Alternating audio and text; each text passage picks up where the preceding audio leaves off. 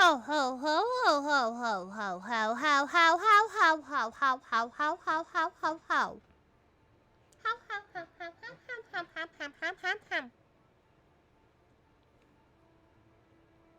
Hi, hello, hee hee, and welcome. We're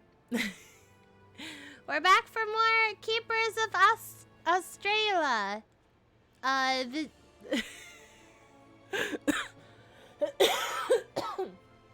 Excuse me, sorry. Forgive me if I'm not full energy. I still have COVID. I'm getting there. But I'm functional. I have medicine in my body, and I'm ready to play. So we're gonna load up where we left off, which was after awkwardly asking my coworker out on a date, and he turned me down, and yeah.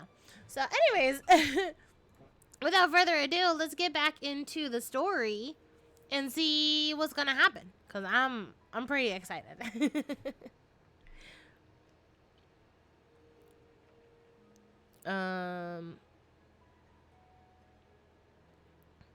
Did I miss something? What's the log? History. Let's see. Okay, yeah. It's a bad time, rejection. Jensen gnaws his lower lip before taking the hint and shuffling past me towards the circulation desk. Okay. I sigh in relief. If he hadn't, I'm sure he would have done the same thing he always does when trapped in an awkward situation. Ramble apologies and kind words until his face gets so red that that his head nearly blows from his shoulders. You mean what I do? It doesn't happen often. Usually when he has an uptight patron trying to... The music is very quiet according to the stream. Hold on. Oh, wait. Preferences. Turn the music up. Yeah, you guys are allowed to hear the music.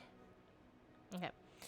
It doesn't happen often, usually when he has an uptight patron trying to weasel their way out of a late fee because of their cousin's wife's daughter's parents' funeral, but, you know, I can tell just by his rose-tinted cheeks that he isn't far off. When he pushes the circulation desk door with his leg and holds it open, I switch to a safer topic. So, you're double-fisting your coffee this morning? I take it you didn't sleep well? Thankfully, his lips flicker with the beginning of a smile when we approach our computers. He glances at the marker scribbles on the side of his cups. Actually, the second one's for you. He sets the left cup on my desk. My brows lift in surprise as I look between the extra-large coffee in my hand and the one beside my keyboard. For me? Jensen nods and plucks down beside me. To make up for leaving you short-handed all week. I laugh, unpacking my breakfast wrap on the desk. It's only a moment after I take my first bite that Jensen's computer whirs to life.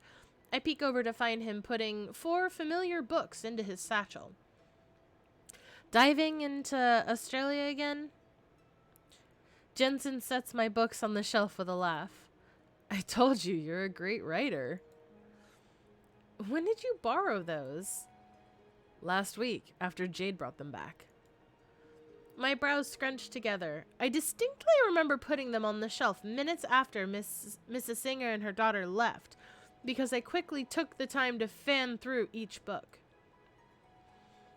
It's almost instinct, as many of my preteen library goers have habits of marking the pages, leaving notes of appreciation for me to find.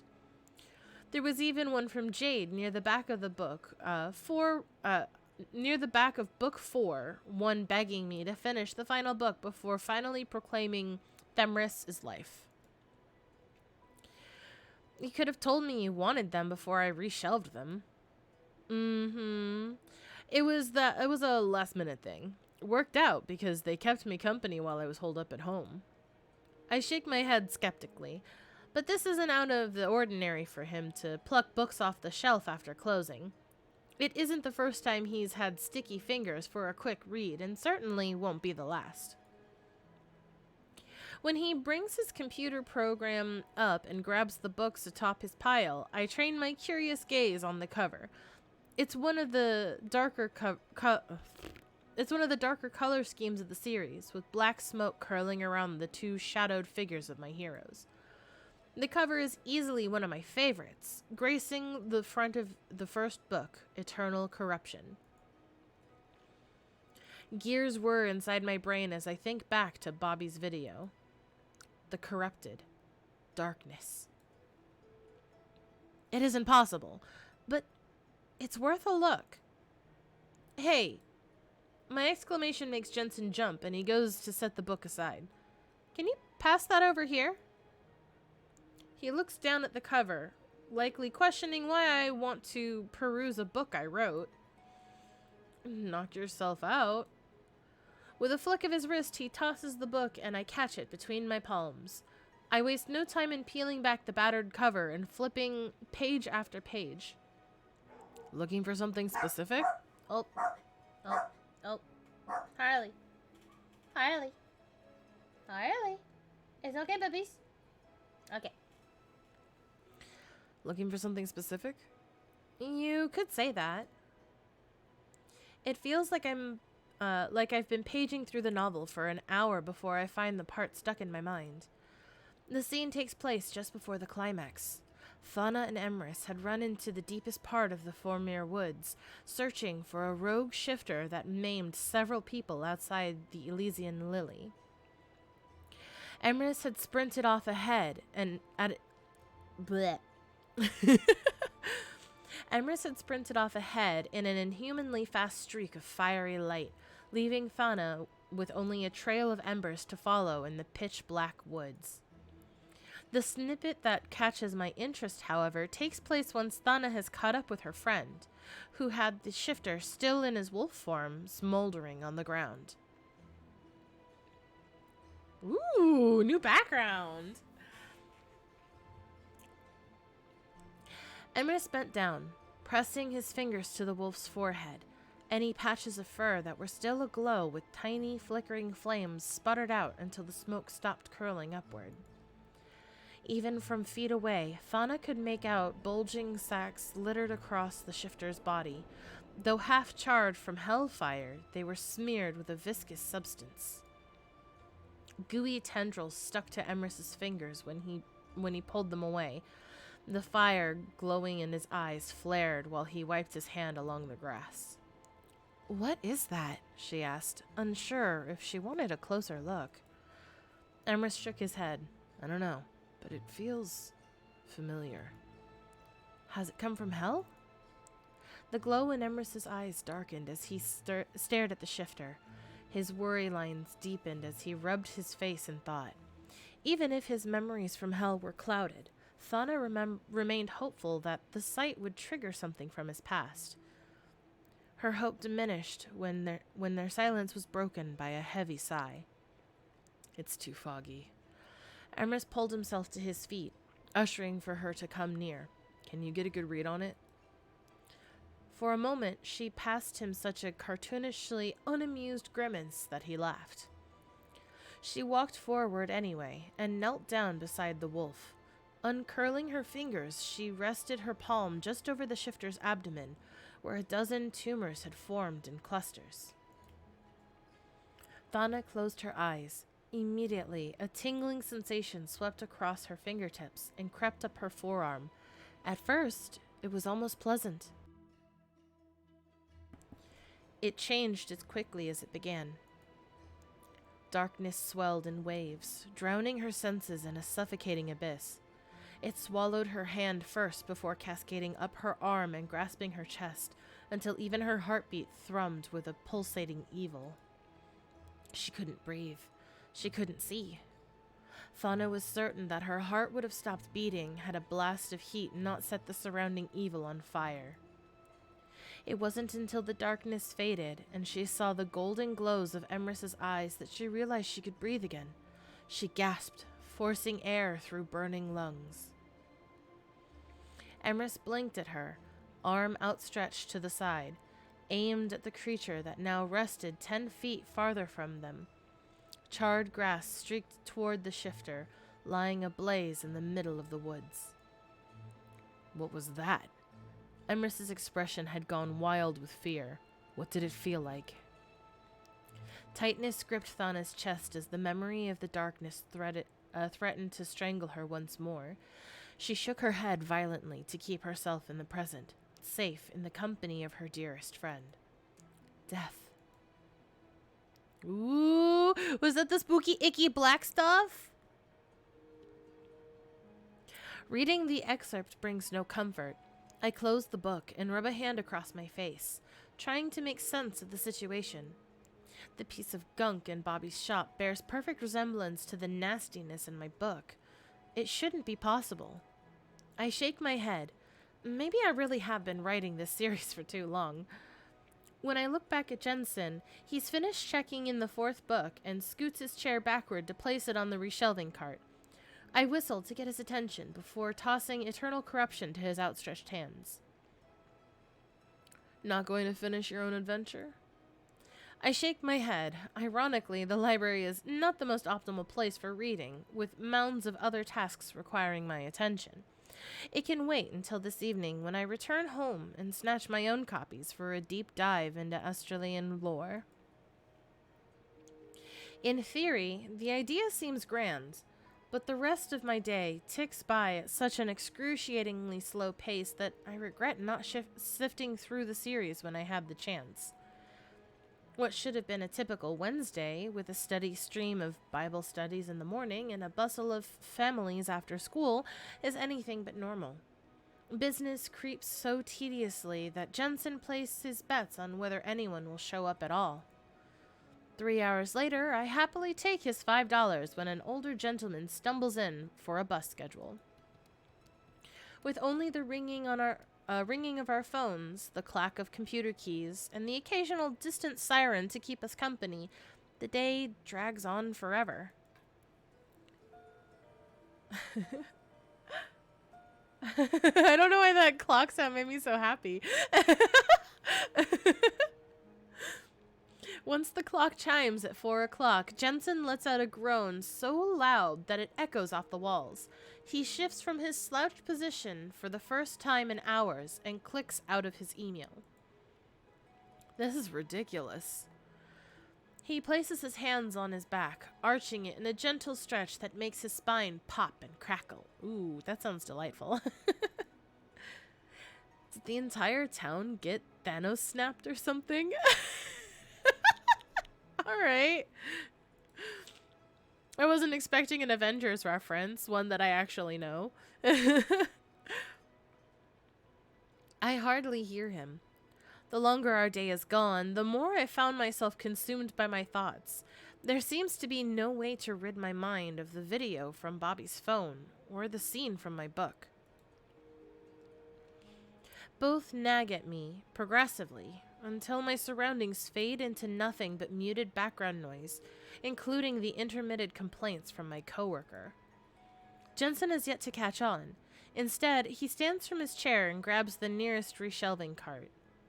I can't believe I'm bored enough for this, but I'm gonna go put these back. Need anything while I'm gone? His words are muffled in my ears. I remain silent, lost to my imagination as I stare blankly at the screensaver in front of me. A gentle nudge hits the back of my seat, and I feel my feet moving along the carpet before I turn to find Jensen pushing my chair with his cart. He smiles at my disoriented expression. That's actually really fucking cute. Oh, sorry, just book stuff, you know? Jensen only laughs. I shake my head, reaching for the cup of pumpkin spice heaven he bought me this morning, still untouched beside my keyboard. When room temperature liquid hits my tongue, I grimace. Want me to warm that up for you? I'll pass the break room on my way to the romance nook. I nod. Thank you. As he snatches the cup with one hand and steers his cart towards the entrance of the desk with the other, jingling bells cause both of us to look at the front door. Mrs. Singer appears from the entryway, carrying the heaping stack of books she and Jade selected almost a week prior. Though she tries to balance the tower between the crook of her arm and her protruding stomach, the books wobble unsteadily in her grasp. Uh-oh, we gotta go help her. Go grab that. Yeah, Jensen's at her side, lightning fast, snatching the books before they can topple to the ground. Mrs. Singer passes him an appreciative smile when he sets them on the circulation desk. When he returns to his cart, she peeks back at the room.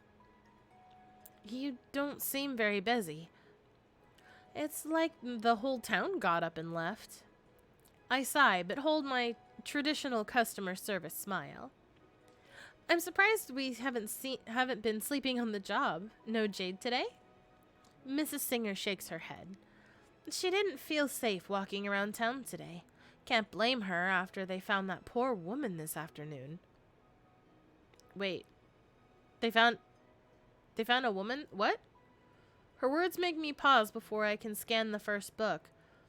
When I bring my eyes up to meet hers, I notice that even Jensen has stopped pushing his cart again. What do you mean? There was another attack.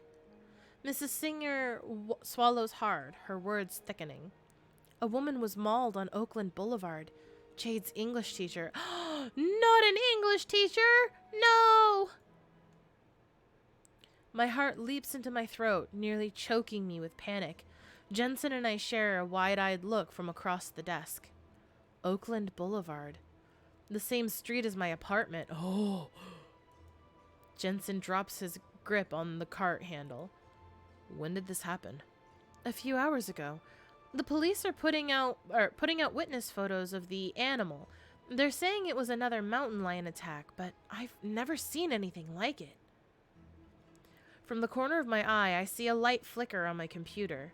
I glance down at the screen to find the program freezing and jumping between different pages before going completely black. Huh? Smacking the side of the monitor with my palm lets out my building aggravation, but it's to no avail. I try to pass a half-apologetic smile at the woman, but my insides boil at the thought of a system outage. These computers are so slow. I'll set these aside until I can get them back into our system. I place the books beside my monitor. Stay safe out there today. We exchange pleasant goodbyes before Mrs. Singer makes her way back out the door, an unusual sight for someone who never leaves without an armful of fresh reads. My heart sinks. She's hardly out the door when I slide my chair over to the other computer, knocking Jensen's out of the way as I shake his mouse vigorously to bring the screen to life. I pull up Facebook, sign out of my coworker's account, and furiously type my own login. Jensen's brows lift from across the counter. What are you doing? Looking up the photos. I've never seen him move faster. He abandons his cart to dodge behind the circulation desk, and I'm surprised he doesn't leap across the counter with the way he scrambles, nearly tripping over his long legs. He hurriedly sets our cups on the counter before practically climbing onto the back of my chair. With him peering over my shoulder, I click on the Havenwood Police Department's page. The latest post was uploaded only an hour ago. A blurred image of a large animal fleeing towards the north end of Oakland Boulevard. Below is a brief description of the animal with a warning for locals to remain on high alert. Just the sight sends shivers down my spine. The creature, though cat-like in nature, is far from an eastern cougar, with pointed ears and a barbed tail nearly longer than its body. It doesn't even look earthly. It says they saw the animal again, prowling the outskirts of town. I scan the text, trying to calm my heart's quickening pace. It was hit with a tranquilizer and still didn't slow down. I turned to see the color draining from Jensen's face. How is that possible? Sorry, that was Jensen. We lean closer, eyes trained on the image of the large creature, or more specifically, the colored spot across its matted tan fur. Streaks of red mar its mouth and paws, which are to be expected after bleeding a woman dry on the sidewalk. The blurred black spots clustered on the animal's back, however, are anything but ordinary.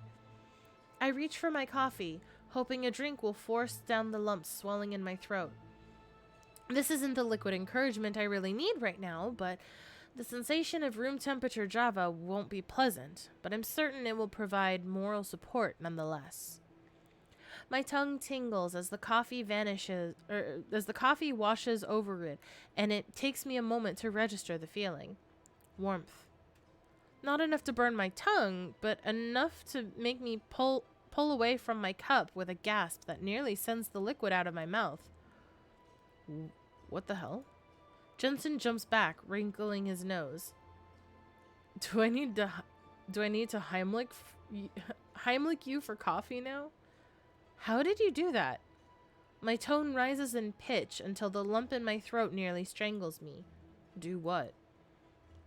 Suddenly, I feel more ridiculous than I have at any other point today. I let out a heavy sigh, staring down my cup in disbelief. The coffee never made it to the microwave. Ooh, sir, do you have some secrets you need to tell us? Excuse me. This was cold when you left. I hold up my drink.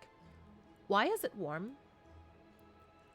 The look on Jensen's face can only be described as a mixture of concern and utter confusion.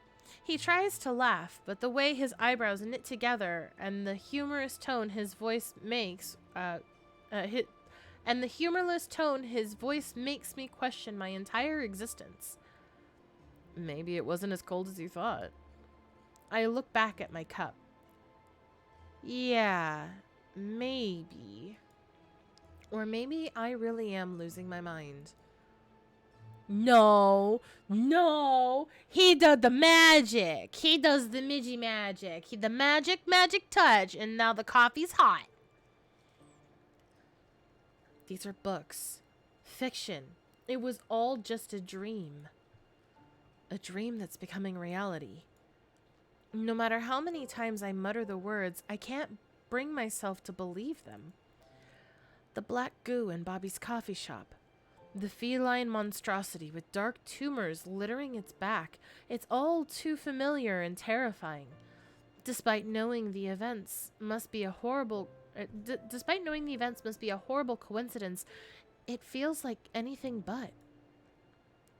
The thought consumes me while I pace the living room, flipping through my novels to find every mention of corruption. The darkness is a living plague infecting creatures and humans alike with a bubbling black goo by ingestion or contact with open wounds that sucks a being's life force to obtain full control of its corpse. Uh-oh. Oh. That sounds kind of familiar to my own writing. Uh-oh. Uh-oh. Except I call it the rot. The corrupted then finds new victims to infect, spreading its curse until hordes of dark beasts lurk in the shadows, bringing the world to their knees. Oops. Over the years, Australia.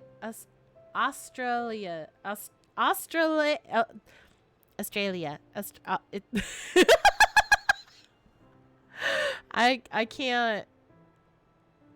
can't read. Astraela's plague grew stronger until it even corrupted nature, turning numerous forests into deadly jungles of goo and decay. There was no cure, no hope. And it matches our current circumstance, the goo, the mountain lion, the random victims, with absolute precision. Uh-oh, it's infecting your world now. I want to stop reading. Blind faith has... Hi, B. Yeah, goo does sound icky. It also sounds very similar to the rot that I'm writing about in my story, so I'm a little worried. But it's fine. That's only one small part in mine, so I don't feel too much like I'm copying all of a sudden. It's fine. I'm also curious to see how this one goes, so it might help. I don't know. But yeah, so one thing I want to mention that I don't know, you might have missed if you just got here, but Jensen might have magic powers. and he's lying to me about them. Because he's like, "Oh, I'll go heat up your coffee because it's cold." I was like, "Okay, cool." And then we got distracted by, I'll show you when he shows up. He's this really cute guy that I work with in the demo. He's like my coworker at the library, and he went to go take my coffee to go heat it up while he went to go put books away. But then someone showed up and we got distracted talking to her, and then we learned someone got attacked, and I went to go drink my coffee, and I was like, fuck it, it's cold, I'm gonna drink it anyway. But it was hot. Now, sir, tell me, if it didn't go in the microwave yet, how is my coffee hot?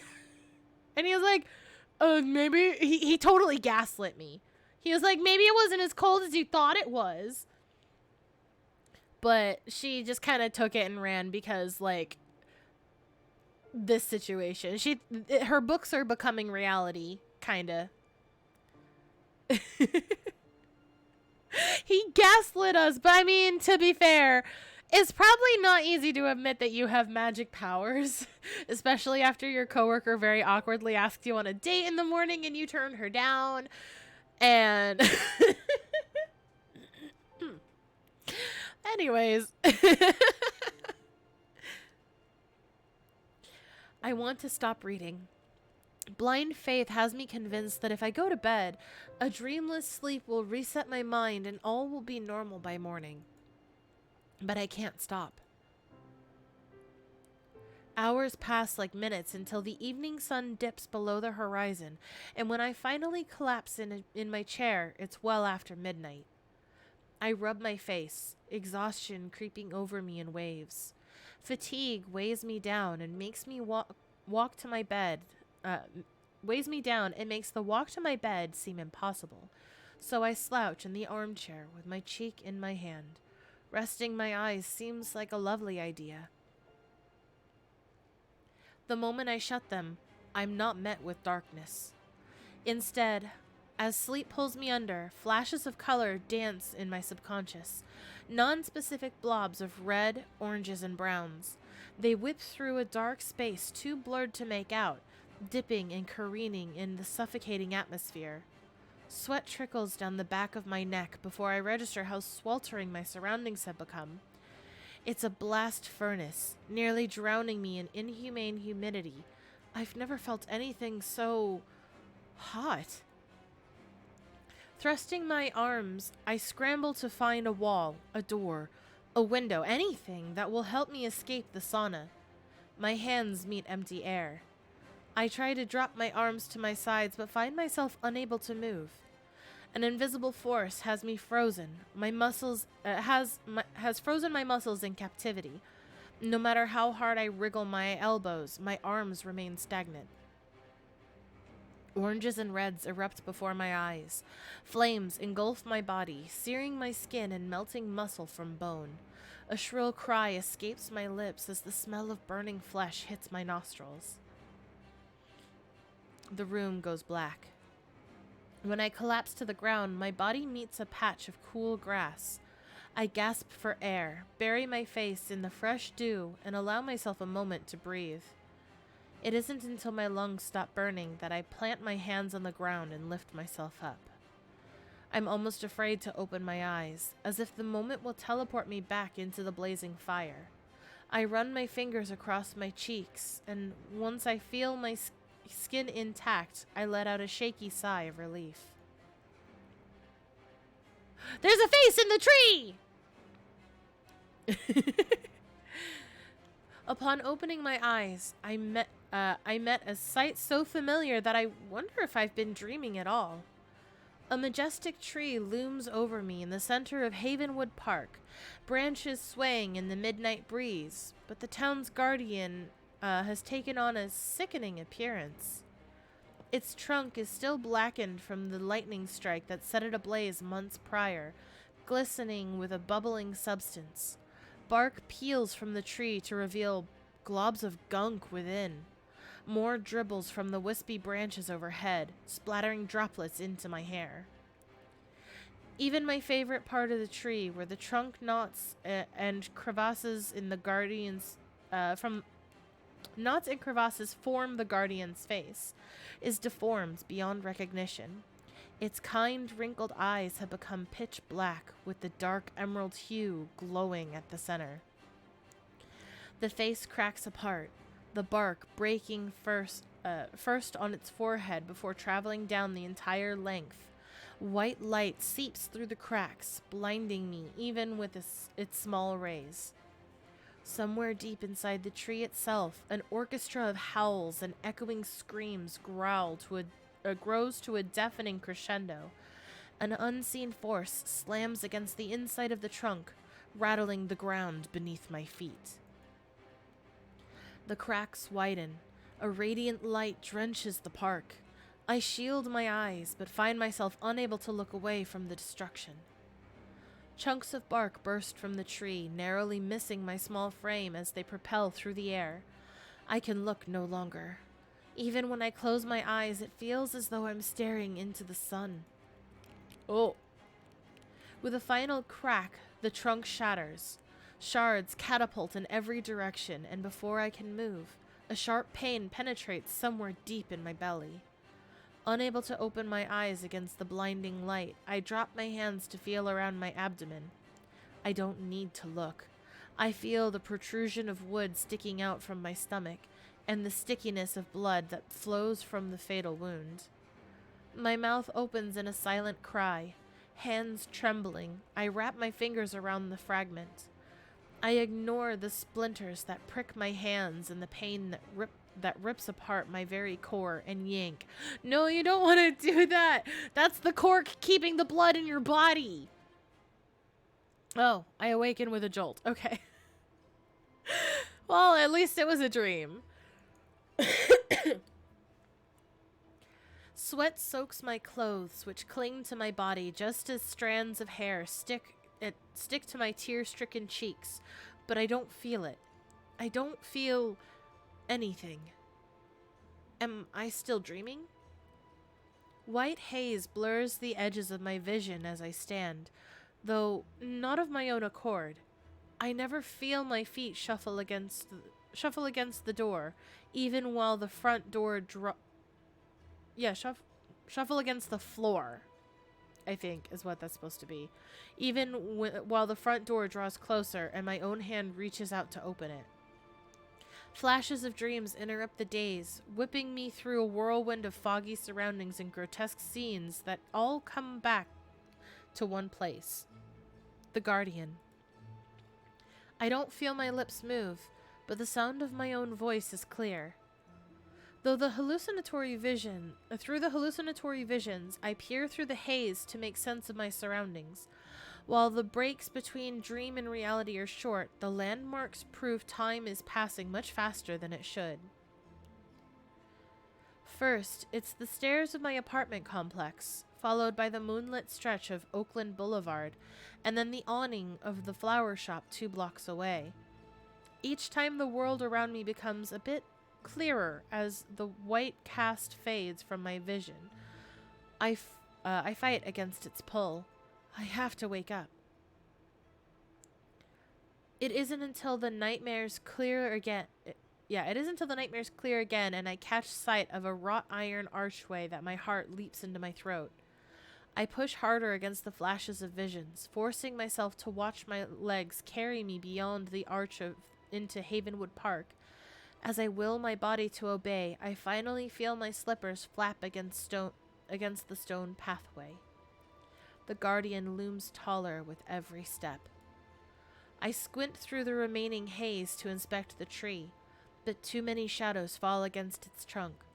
While part of me burns with curiosity, the other part wants to run far and fast in the other direction, and I'm determined to do just that. Using every ounce of my willpower, I force my legs to go rigid. I don't expect my feet to cease their actions, but when they do, I wobble in place. A heavy sigh escapes my lips. Whatever had its hold on me has relinquished control, for now. I drop to my knees, the cobblestones scraping my tender skin, even through my pajama pants. Tears trail down my cheeks. This morning, I went out for a cup of coffee and enjoyed a day with my favorite coworker. Now, I'm on my knees in the park at 2 in the morning after being manipulated like a puppet. What the hell is going on? Rustling leaves from only yards away quiet my sniffling. I shiver, not only from the nippy air that cuts through my thin pajamas, but from the realization that I'm not alone. I scramble to my feet and look at the park with bleary eyes. It's nearly pitch black anywhere the lamplight doesn't reach, but I make out a rush of movement with a cluster of within a cluster of tall flower bushes. When I squint, I find a rounded feline head poking above the wispy leaves. Uh-oh! Uh-oh! A monstrous cat bursts from the bushes in a snarling flash of tan and black. I scramble backward, trying to put as much distance between myself and the charging beast as I can, to no avail. I'm too late. Eva, get back! Jensen? Is it Jensen? A wall of flame erupts before the charging beast. Heat flashes against my face and I stagger back from the blaze. It's Jensen! It's Jensen!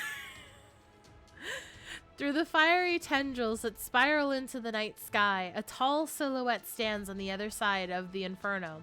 The hooded figure grounds himself, staring down the feline as if it's no more than a feisty kitten. When he thrusts an arm toward the animal, I'm sure what I see is a trick of firelight, or perhaps my dreams have returned to wreak havoc on my sanity. His fingers are sparkling. Sparkling. I don't know if I read that right. Park lamps flicker and sputter out of control, lighting the night with strobing blasts. Their bulbs blow one by one, and a deluge of glass rains in every direction, plunging us into darkness. A bright flash shatters the night as fire erupts from the man's palm. The creature lets out a vile shriek when the flames connect with its deformed skull, searing its flesh to a blackened crisp. Boy, that sounds familiar. It rears back on its hind legs to stand twice as tall as the man, bearing fangs longer than daggers. It lets out a deep, guttural snarl. Its tail flicks back and forth menacingly, with foot-long barbs glinting in the firelight. It's Jensen. I want to help it. Let's save in case I heck up. Let's help him. If I can help, I want to. It moves faster than a blink, springing onto the man before my brain can register its leap. They clatter to the ground, but the cat lands square on his chest and his head slams into the cobblestone. The barrier of flame falls to drown the world in shadow. Every part of me knows I should run, but I refuse to listen. The stranger needs help, and I'll be damned if I'm going to leave him for dead after he saved my life. I dash toward the creature. I have no weapon, no plan, but my body is ready for a fight. Let's throw hands with the feral monster cat. Let's go! Well, throw hands! Adrenaline surges through my veins. My heart pounds as I rip the fluffy teal slipper from my foot. Fucking slap it with the slipper, let's go! Before I can think about the implications of angering a large beast with footwear, I throw the slipper as hard as I can. It sails through the air and nails the feline in the head, bouncing off its rounded skull with barely a thud. The creature turns with a snarl that sends chills down my spine. It rears back, crouching and crushing the man beneath it. But from the shadow of the stranger's hood emerged two small... Oh, hi, Astro. Hi, Luna. Welcome. You came just in time. Come to Daddy. You want me to call you Daddy tonight? I mean, I can. Listen. What's up, Daddy? Hi, guys. How's it going? We're being attacked by a feral cat monster thing, and this mysterious, handsome stranger has come to save us.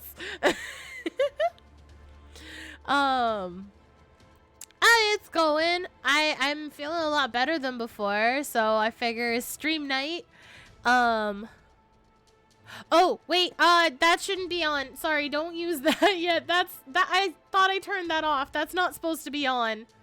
That's for the art stream. Hold on, I gotta turn that off so no one else uses it. I'm sorry. I swear I turned that off. Where is... I'm sorry. That was supposed to be off. I turned it off before. I guess it got turned back on because I was messing with Mix It Up. I'm sorry. I'll give you a free spin when the art stream happens. But here's a little peek at the art wheel just so you can see it. Is it gonna... There it is. I made a little art wheel for when I do the art stream. I'm sorry. I swear I thought that was turned off. Yes, I tried to make it tea colors so that way it would match the theme while I draw. But I'm still taking suggestions for it in the Discord server or on the tweet on Twitter. So, we'll see how that goes. I'm sorry. I'm going to see if I can refund you the 100 points or I'll give you a free spin when the art stream happens.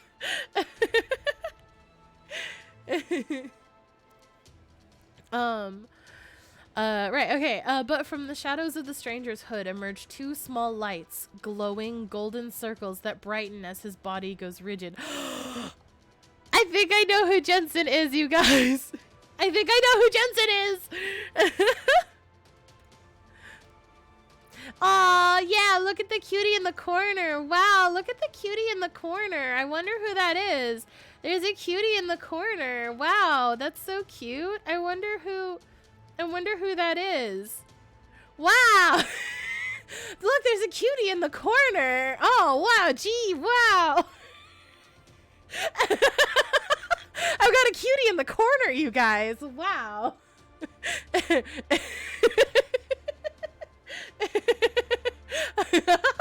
I love the tail wiggle emote so much. It's so cute. I also have Astral in here too. Astral with his little rice ball. Luna, are you astral projecting? I love it. I haven't figured out yet and Mix It Up how to make it change the thing, so I just have it there for now just to be visible. So I'm gonna leave Astral in there for now for the rest of the stream.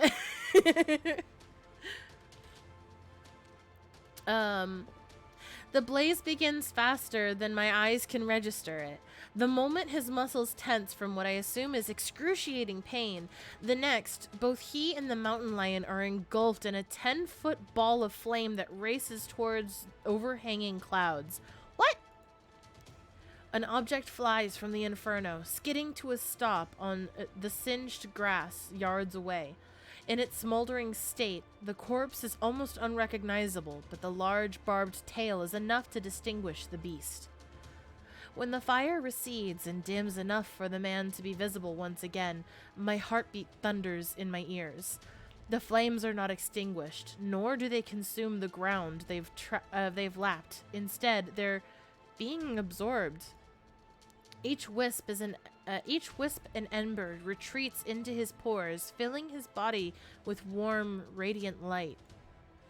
I rush to his side as he coughs and wheezes. As his ethereal glow dims, he forces himself to sit up. He turns toward me, face half cloaked in the darkness. Are you hurt? Oh, his eyes are orange! He's the Phoenix! The Phoenix from the book! He's the guy in the book! He's the main character of my book! It's him, right? It has to be him. I mean, okay, the Dev is not in chat to confirm, but it's him! It's him! It has to be him! It's him! It's the guy! I pause at his voice. His deep, rich tone, though laced with pain, is unmistakable. While he tenses at my approach, he doesn't object as I peer at his face. Jensen, how are you? What? Are you hurt? My tongue ties around itself. He just set himself on fire and chucked whatever the hell just attacked us 10 yards away, and he has the gall to ask if I'm okay? I'm fine, but we need to go. With a sharp breath, he pulls himself to his feet. I grab at his arm in an attempt to keep him in place, but he's too strong. We stand together as he wobbles and sways before finally finding his footing. Pressed against his side, his body heat clashes with the bitter nip in the air until my skin isn't sure whether to sweat or turn to goose flesh. His warmth cools with every passing second. Just as his skin pales, his eyes, still emanating a sharp golden hue, dim to a more dull hazel than they've ever been. Whoa. Wow, they really are dark. You need to see a doctor. What kind of doctor? I have no idea. I've never met one that specializes in fire-breathing men, but surely there has to be someone. Jensen shakes his head. We've got to get out of here. Oh, why? You killed the monster, though. I punch him hard in the arm before I can think better of it. Hey, like me. I'm sorry. I smack my friends. It's a natural instinct. I try not to. I also bite. While his pained gasp brings guilt to my chest, my stare hardens. Sirens wail in the distance, accompanied by the blaring horns of fire engines. Oh, right, because he did shoot up into the sky with fire. Or shoot the fire up in the sky? Either way, there was fire, and someone must have seen. Also monster. But they become background noise to the panic buzzing inside my head. We're not going anywhere until you explain what the hell just happened. I just barbecued Simba. Do you really want to explain that to the cops? No, Simba! First Mufasa and now his son. The tragedy! Excuse me while I take a sip. My mind reels at his words, glancing back at the smoldering creature. Makes my stomach dip and flop. Possession, giant cat monsters, a human flamethrower. He's right. The cops will have a lot of questions. Questions that, if I don't believe the answers to myself, will certainly end with both of us being thrown in a padded cell. Which is why, when he begins walking, I follow. It isn't a smart idea, but he's the only source of answers I have, and I'm fairly certain it's better to be on his side than end up as another crispy corpse. We pick up our pace, half jogging for a good block until he finally slows.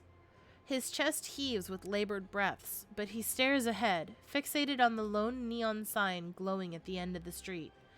Its hum drones louder than the closer we get. The promise of cheap liquor and greasy food waits inside. Not my first choice, but likely the only establishment still open at this time.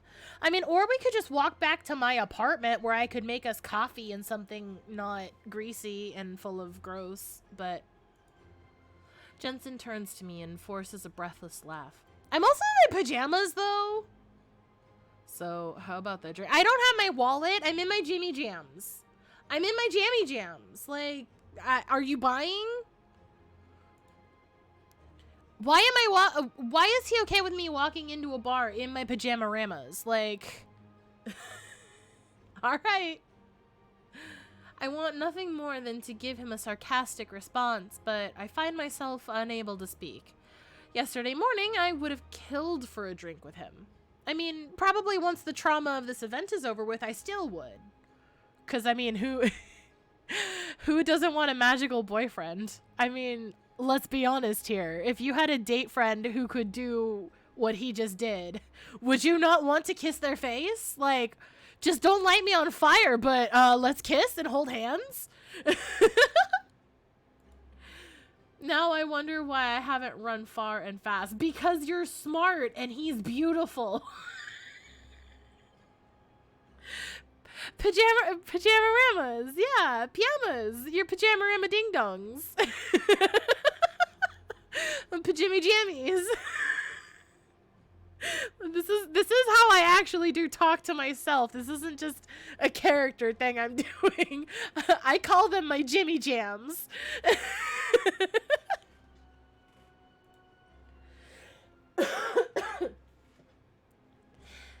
Sticky Joe's pub is barren.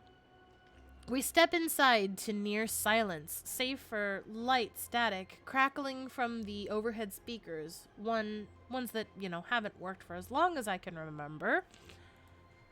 But there is usually a surplus of boisterous laughter and catcalling at any given time that eliminates the need for noise. Tonight, however, it feels far too quiet. The bartender greets us with what I assume is a permanent scowl, until my eyes land upon the pint-shaped clock hung above the above the back bar. It's nearly 2 a.m, meaning we've arrived with minutes to spare until last call. What all service workers like. People showing up 2 minutes before closing. I picked up the accent again, hearing you consistently, and I am transported back in time. I can't wait to hear the accent. Jensen takes the initiative and orders 2 Long Islands. Oh, I love Long Island iced tea. I haven't had one since my cousin got married. That was a long time ago. Man. I want alcohol. Oh well, maybe someday. I don't go to bars, so my drink having options are limited. Okay, so he takes the initiative ordering 2 Long Islands, sparing my still twisted tongue the embarrassment of trying to form coherent words. And after a few minutes of bartering, he convinces the pissed bartender to let him snag a basket of cold wings from the darkened kitchen. Wow. Oh, hey, happy you can make it. Hey, so, just because you're here now, he's the guy from the book, right? Like, he first he gaslights me about the coffee, which, fine, I'm okay with. I accept that he has a secret double life to keep because he has magical powers. But he's from the book, right? He's from the book. He's from the book. He's from the book? He's from the book, because he's got the Phoenix powers. He's the Phoenix guy from the book, whose name I can't remember all of a sudden. But it's him! Yeah! I was humoring the thought before, and then, I was just talking to myself, so then we got to the park, and then he shows up. I was like, hey, yo, it's Jensen!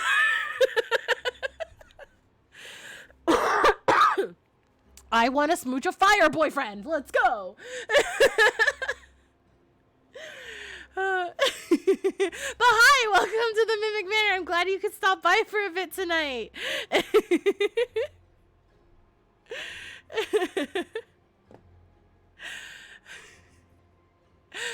I was very excited. I fight to stay calm, but it doesn't work. My feet pace the floor as he approaches with his wings. He gives me a concerned... Okay, wait. It just clicked in my brain. He's like, I don't care if the chicken wings are cold, bitch. I can eat them myself when you're not looking. Just like he did with my coffee.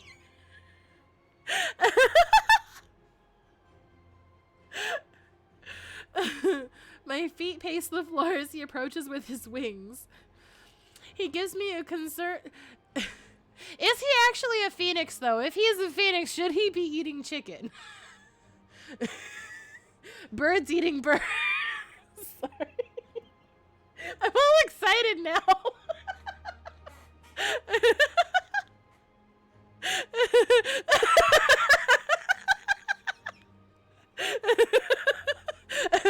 T, asking the hard-hitting stupid questions.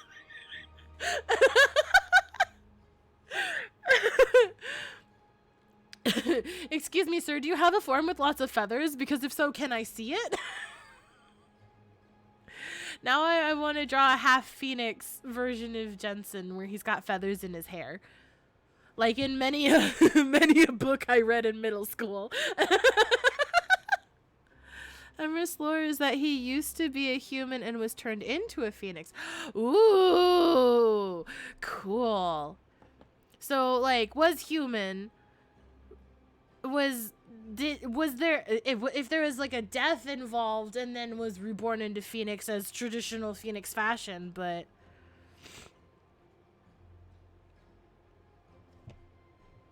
I'm sorry, what? Oh, he has wings made from ashes. Oh, that's right. I remember reading that. I want to see, dude, I want to see that. I want to see it. I want to see it, and then I want to draw it. I want to see it. That sounds so cool. I'm going to draw him with bird features. Just for funsies. Because now I want to know what it looks like. So, I might do that at some point in the future. Ooh, CG in the works for it? Oh, exciting. Oh man, I can't wait to see all the CGs. I love CGs. I love artwork. I love just looking at art. That's exciting. Oh my gosh. Okay, he gives me a concerned brow raise while the bartender eyeballs me as she pours ice into our glasses. Let's grab a seat. I nod and follow him, feeling the woman's eyes drilling into my skull. If our goal is to stay undercover, I've blown it by a mile. Well, I mean, it's also, we're the only people here, so it's hard for her not to watch us. We make ourselves comfortable in a booth at the very back of the pub. Jensen wastes no time digging into his food, fingers and lips slathered in sauce before I can take a calming breath. Enough of this. I drop my voice to a whisper. What are you? Jensen licks his fingers. Hungry. I love him, Your Honor.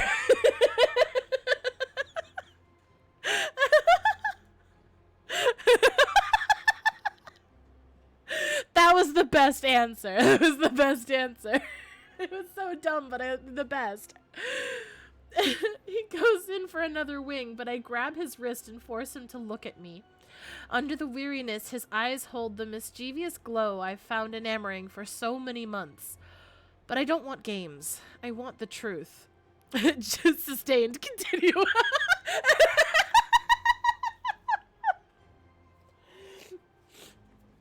Thank you, Your Honor. Even if I have to strangle it from him. Look, listen, that's kinky, but make sure it's consensual.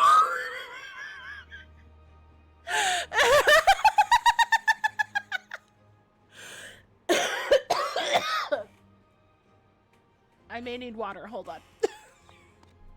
I was gonna take a drink of water. Hold on. I'm not supposed to be laughing this hard. But here I am. I'm sorry. I wasn't coughing this bad earlier. Objection, he asked for it.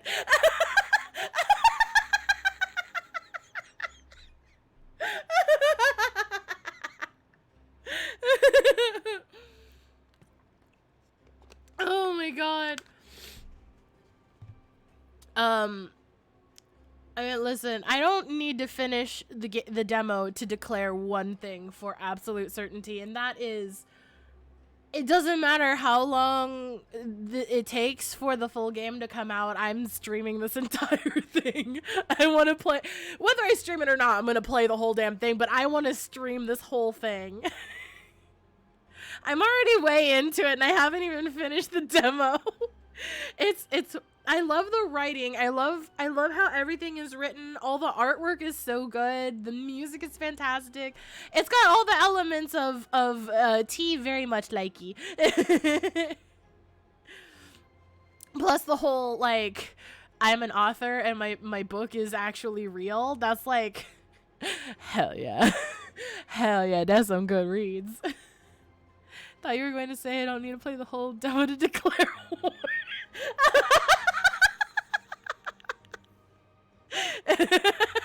I will declare war. You know why? Because according to Hatsune Miku, love is war. Me and T's aesthetic are right. Listen, no. Oh my god. If our writings came to life, first off, our earlier shit would be embarrassing as fuck. But yes, yes, yes, and yes. If my book came to life, oh my god. I'd have to finish writing it first, but I love the premise of an author whose stories are either becoming reality or they find out that it is real in the first place. I love that aesthetic. I love it. It's such a good plot. Every author's dream. Well, maybe not every author's, but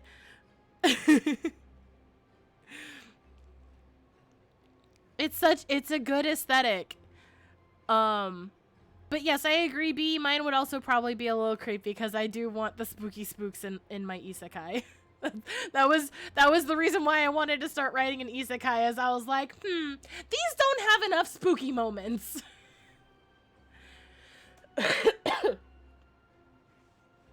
Maybe at some point I'll read my prologue on stream for Everbunny if anyone wants it. I'll make it like a point donation thing. Everyone has to vote for it to happen. I like my book. I'm biased though, so don't listen to me. Anyways, back to this amazing thing. Right, we were gonna not strangle him. They got caught in the broadcast. That was, what was the option?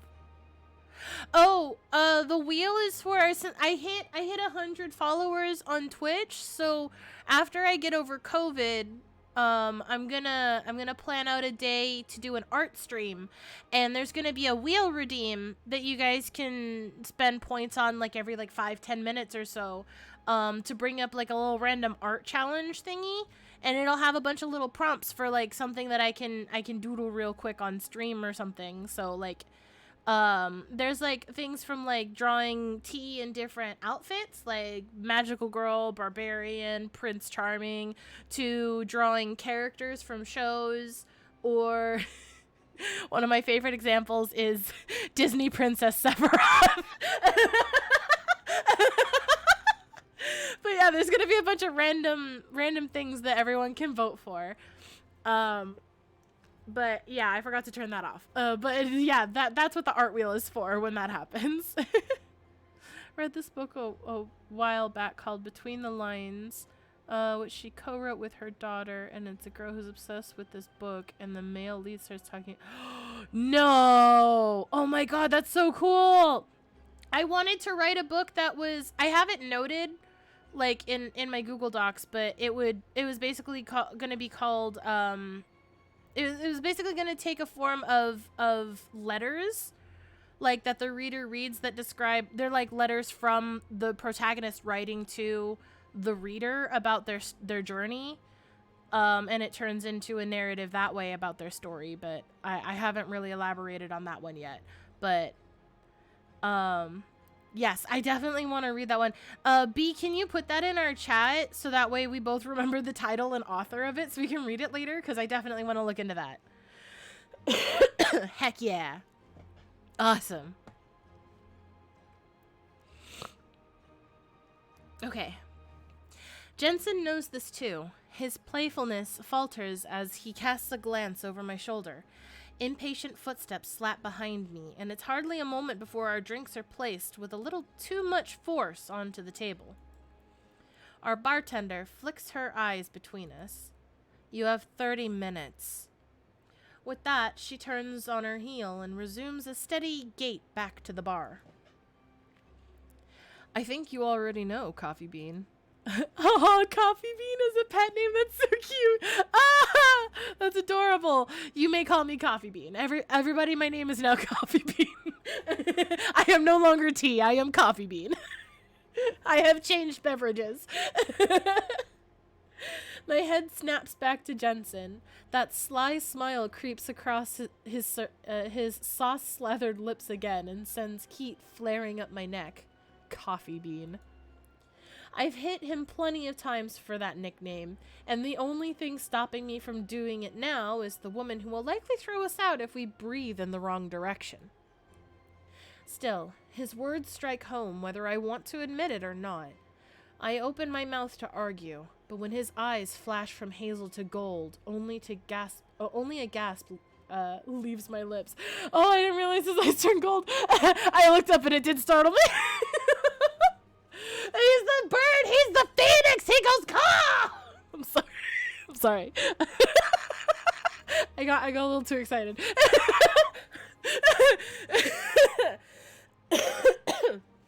All right. Flames, golden eyes, black goo. Emrys? I'm losing my mind. You can't be. It's impossible. So everything else that's happened in the last, so is everything else that's happened in the last 20 minutes. Emrys, if I can even call him that. Wait, does that mean Emrys has been encouraging us to write more of our book about his ship with the other main character this whole time? He's just like, yes, I'm rather fond of this book. Emrys was the main character, you say? Yeah, he's a pretty cool dude, if I do say so myself. He's my favorite character, in fact. I'm sorry, just the fact that he read his own story and he's just like, hell yeah. They've only had sexual digits for 4 bucks. It's so much better now coming from the fact that he said it himself.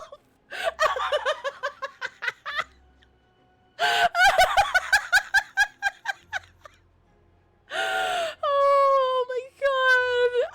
I love it so much that he is aware that she wrote 4 books about him.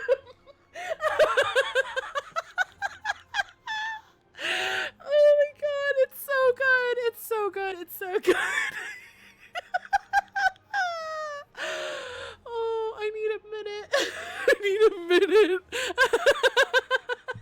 I don't know why that tickled my funny bone, but I need a tissue now. Hold on.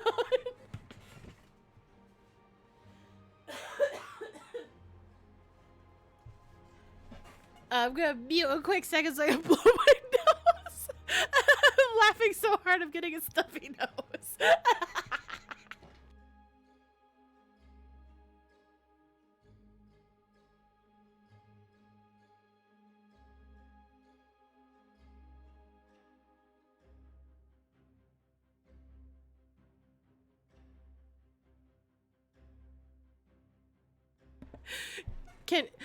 Can you imagine if the books became so popular that they became a movie, you know, because that's what they like to do, is they like to turn books to movies when they're really good, but then, you know, they tend to pale in comparison, and so he gets extra upset about finding out who they cast as him. He'd absolutely buy tickets and still go and then complain the whole time. He'd be like, I wouldn't fucking say it like that. How dare you? I just want to picture it's like in Scream when they were talking about the characters that get cast as them in the Stab movies. And he's just like, I can't believe they cast this fucker to play me.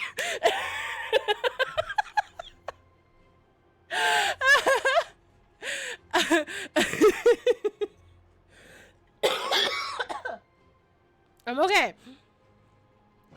I'm laughing a little too hard over this, but I love it. This is fantastic. Okay. Let me just grab another cough drop. Either that or you'll get your very first fan fiction from me writing a one-shot blurb about this. Oops, that's not. That's my mana meter. I need cough drops. That's what I'm trying to grab. Sorry, 1 second. I gotta finish playing the demo and then I might write that.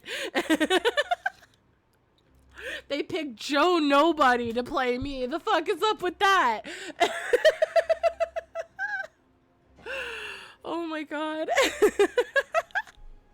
Okay. Oh, but if I post it, then that means everyone's gonna find out my fanfiction account. Where I've written only 2 series, and they're both about Persona.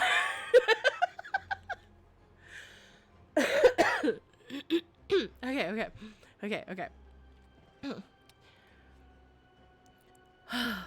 Emrys, if I can even call him that, tosses his next picked clean wing onto a napkin.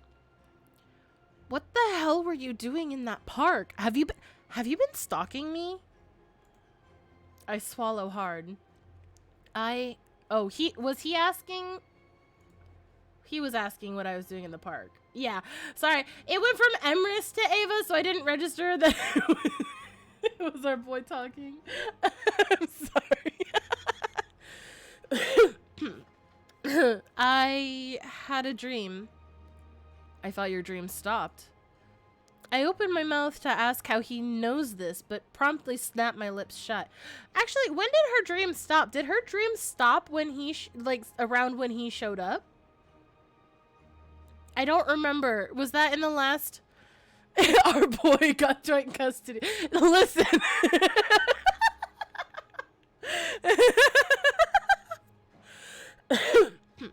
Okay. I was about to finish my thought, but yeah, I was wondering if her dream stopped when he came to our world, because that would make sense. Like, if her dream stopped because like her connection to them changed when they hopped worlds, essentially, or at least he did. I don't know if the other one did. God, I am immediately blanking on their names, even though I just read them earlier. But I guess we'll see how my theories pan out. I need to stop saying my what ifs. And I need to stop coughing. I opened my mouth to ask how he knows this, but promptly snapped my lips shut. On slow days at the library, Jensen always took particular interest in my dreams, asking endless questions about how they affected my stories. Until now, it's never occurred to me that his curiosity is anything more than enjoyment of my books. Ah, Thana, that's right. Thana and Emrys.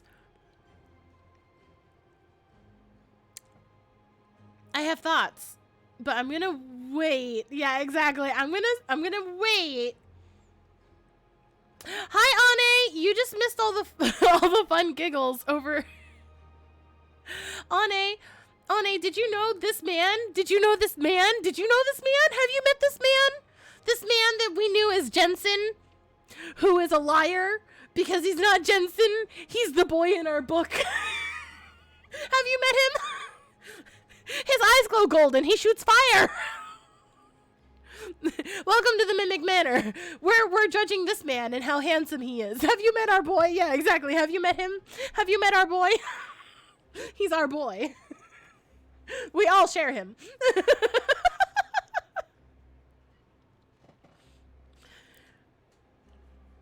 They did, until last night. Bobby showed me a video from her shop. There was this weird black gunk that the police never found. It looked like... I feel silly for even thinking about it. Gotta get rid of that 4-book-long tension. Well, see, there's the question, though. There's the question. Is Thana gonna be a person that we meet? Or is Thana, like, our parallel person? And, like, we I don't know, resonate, combine with her or something. But no, like, that's the question. Because he agrees about the tension in the books, in the 4 books about him. he commented on the tension. Was that just him keeping his cover, or does he actually have a bit of tension, a bit of sexual tension between him and Thana for 4 books long? And I need to know who Thana is. I need to see Thana. Yeah, was Thana a self-insert all along? Were we Thana all along? I feel like it's potentially us, because she did say earlier in the demo, she said that the way her dream started was it was in Thana's point of view. She was in Thana's point of view. So I'm gonna stop speculating. I need to find it out naturally instead of just predicting it like I always do. I'm not gonna say the magic words I'm not allowed to say. I feel silly for even thinking it. It looked like the darkness. It is. I've run into a few corrupted in town already. If you couldn't tell, our kitty friend was one of them. We reach for our glasses in unison. I take a long drink, while he is hesitant, followed by a strong shudder as he swallows. Can you not handle your alcohol? I can't help but ask myself why he ordered it before remembering Bobby's teasing words from our interrupted Dungeons and Dragons session. Of course, he would order my drink of choice out of oh, that's cute. Oh no, it's cute. He does know our coffee orders by heart too. Oh no, it's so cute. Sir, can you lean a little close? You're missing something from your face. My lips.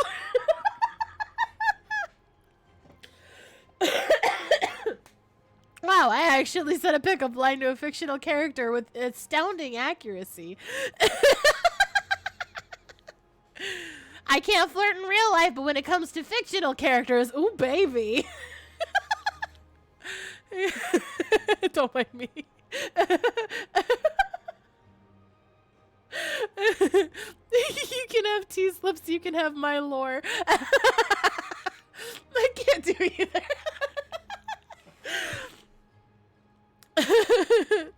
I normally can't flirt at all, but there's just something about Emrys. Listen. Something about Emrys. Oh god, that was so loud in my ears, it scared me. That shouldn't have scared me, but it did. It was so loud.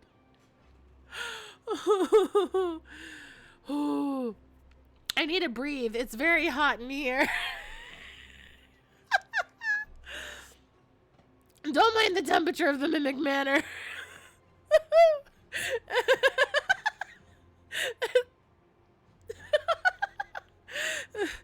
I need to breathe.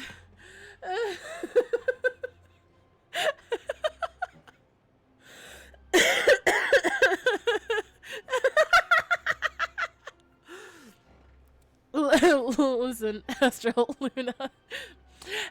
Emrys better be careful or I am gonna sink those teeth in. And I'm not letting go. If I like, I bite. You exist on chaos that's not breathing. How dare you? I can't exude chaos if I don't breathe in air. Breathe in air, breathe out chaos. That's how it works. I want my wingies. I want my wingies.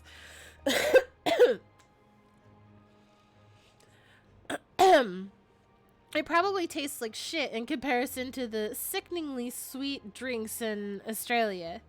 I still cannot pronounce the word and I feel so bad. He's gonna fluff his non-existent feathers though. I gotta ruffle his non-existent feathers. When I got home from the library, I looked through my books to read up on the darkness. Then I fell asleep and... What did you see?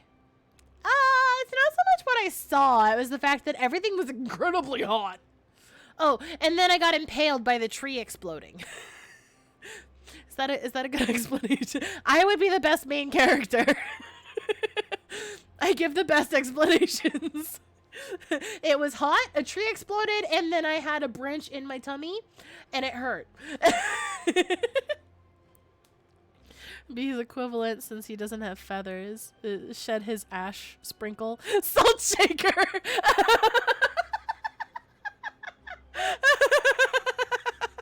I fucking love that. I'm not gonna finish the demo because now I'm giggling too much over everything in chat. Oh no. Oh no. Does that mean we just go on 3 weeks? Oh no. Oh no. A third week of this game. Oh no. Whatever will we do? Just kidding. I would play this game for months. Emrys watches me with such intrigue that I'm certain he'll burn a hole straight through my skull. I actually have the perfect spice blend for the do you spice? It's called vampire salt. Oh my god. What is vampire salt? I have to know. Oh my god. It really, oh my god. Now I need to know what vampire salt is. I'm gonna have to look that up. That's amazing. Shit, okay. I'm supposed to be reading. I described my dream to him in detail, from the flaming room to the tree oozing corruption, and how my body moved of its own accord to bring me straight to the park. He grows increasingly tense, sipping his shudder-inducing drink nervously. It's got like cloves and spice in it. Ooh. Ooh, I want it. I want to cook with it. I've never heard of a visionary being controlled like that. My heart nearly stops. We share a knowing look, and I swallow hard. Visionaries are prevalent in my books, traversing the dreams of other I'm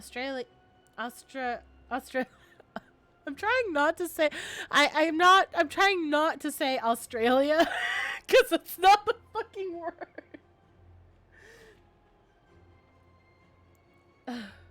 I'm sorry, I can't read.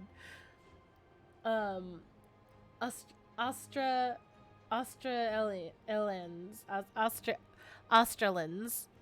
I'm sorry, I'm just gonna be like this the whole time. I'm gonna have to sit down and like vocabulary card myself to like read this fucking word. Astraela. Okay, so like Australia just without the extra E. Astaela. I need to remember that. Astaela. Remember it, T! Okay, I'm sorry. I'm just bad at reading. Okay, while asleep and seeing the world through their eyes. The guild uses them as spies, putting visionaries asleep to scope out anyone suspected of dark magic. T Gremlin brain fighting hard. Listen. I've been sick for a while. I don't have storage space. All of my RAM is being used by my immune system. I'm trying to keep my body from being more prone to COVID. To scope out anyone suspected of dark magic, it often leads them straight towards encampments of necromancers. Emrys and Thana have lost countless allies to them, and now I'm one of them. I've traveled through my own dreams for years, watching my characters and writing down their adventures for others to enjoy. Not enough CPU cores. Exactly! I don't have enough processing powers. I'm an old model. I need to upgrade my operating system. Are you sure you didn't see anyone? Feel another presence? That's true. I am your computer right now. It felt just like my other dreams until that weird trance. Who would do something like that? His voice is a whisper, directed more to himself than to me. Thana? The name makes him recoil more than any sip of his drink. His brows scrunch together, and a cold, far-off look plagues his eyes. That's impossible. You said it yourself. We've gone way past impossible. I drum my fingers against the table. I've never been inside anyone else's head. I've only connected to Thana. Not anymore. Sir? I scoff at his defensive tone. Something inside urges me not to push him, but I refuse to acknowledge it. I don't get it. Why would I jump into someone else's mind? Because Thana is dead? She died? Wait, but... Oh, he's looking directly into my soul. What?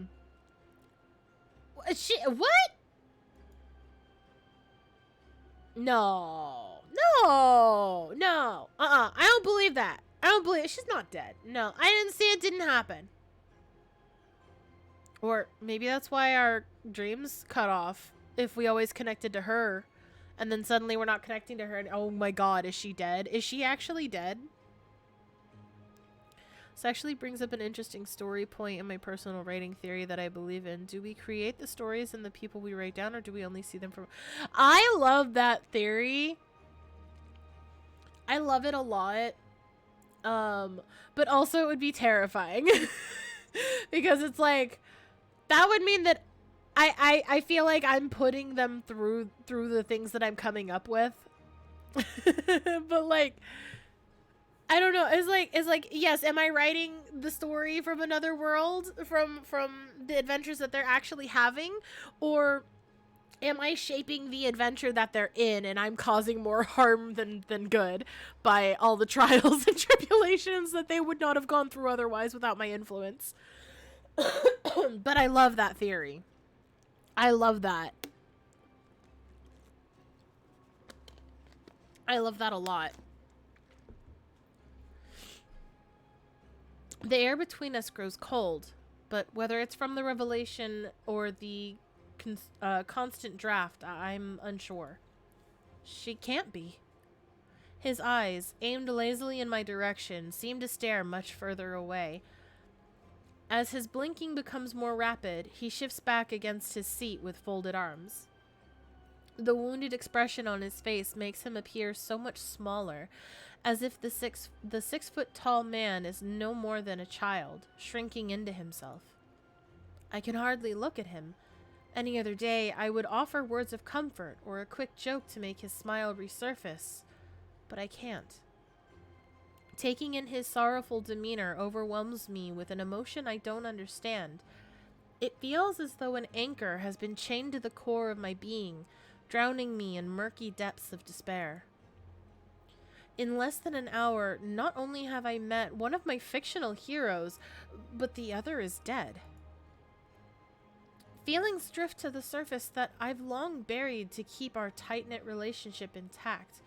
The tips of my fingers tingle. I long for nothing more than to reach out for him, to stroke his cheek comfortingly, and assure him everything will be all right. Personally, I believe it's both. This world is a nexus point where we can get everything going through us. Something of us joins in as we write. Oh. There's also a theory of our brains literally holding multiverses. That's pretty cool. That is a dangerous rabbit hole to spiral into at the moment, but that is really, really cool. And I like that. I like that a lot.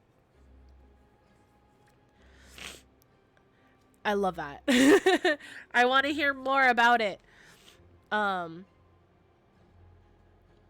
I need to focus on the stream. I want to hear more about that later. I love that. That's so cool. While the distance between us is minimal, I can't bring myself to close the gap. Oh, Alan. Okay. Well, maybe I'm just going to have to pay more attention this time when I watch you play Alan Wake again. Instead, something with me settles for a spoken word, and not even a helpful one for my hurting friend. How? Deep lines crease his forehead. We were on the run from a pack of necromancers. He clears his throat, but it does nothing to diminish the thickness of his voice. We figured we were better off sticking together since the guild was rallying forces. Armies. We knew it was only a matter of time before they caught up with us, but... Emrys's words trail off as he turns away, staring into his nearly empty glass. A quiver jumps across his lips. If I didn't know any better, I would swear the lights flicker. They assassinated her? He shakes his head. Most of our pack went into the city for supplies, but a few of us stayed behind to keep an eye on the camp. When the guild arrived, we thought we could handle them until we saw their eyes. Pitch black, but not demonic. Oh, they got corrupted.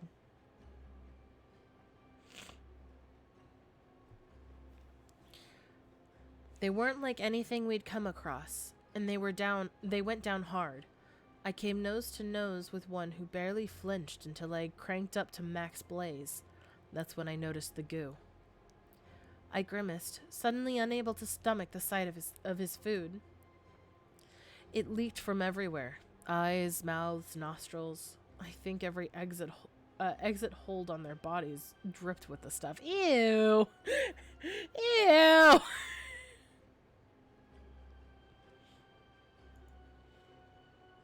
Moisture glistens at the perimeter of his eyes. He tries to swipe it away, but I see the tear he catches before it can snake down his cheek.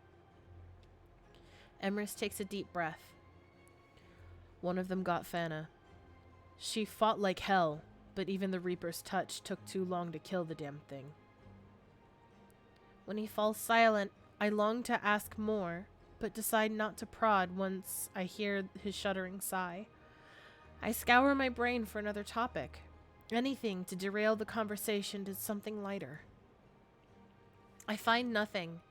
Instead, we let the silence blanket us in its embrace as we finish our drinks, with a surprising second round for my companion, and he polishes off his basket of wings. When the bartender returns a third time to remind us we need to leave, we don't fight her, though my clouding brain wishes we could stay put for a while. We emerge into the bitter night once again. This time, the heat radiating from Emrys's pores does nothing to touch the chill. Oh. He has a destination in mind. His steps lead... Alan Wake, hallowed be thy name! I will never not laugh at you saying that in the game. On stream, that was so funny.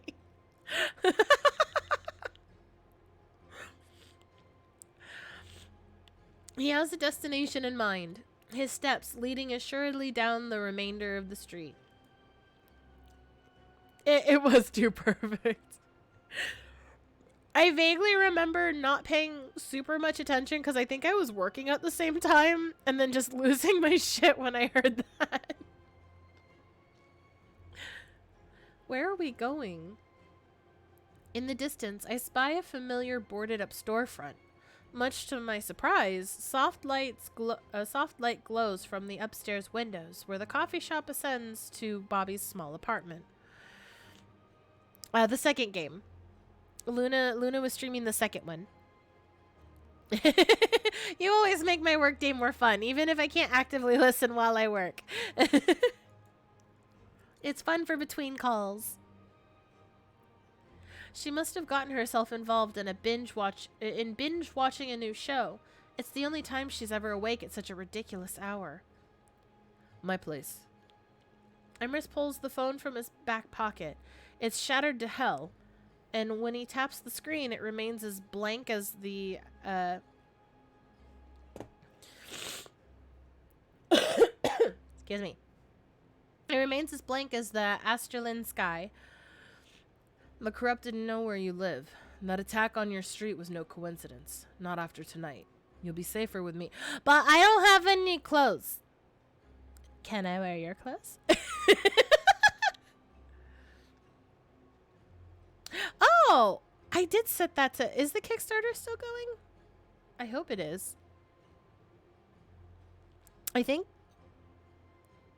I don't remember if it's still going or not. Might take me a while to play it again. Oh. Anyways. I can borrow your clothes?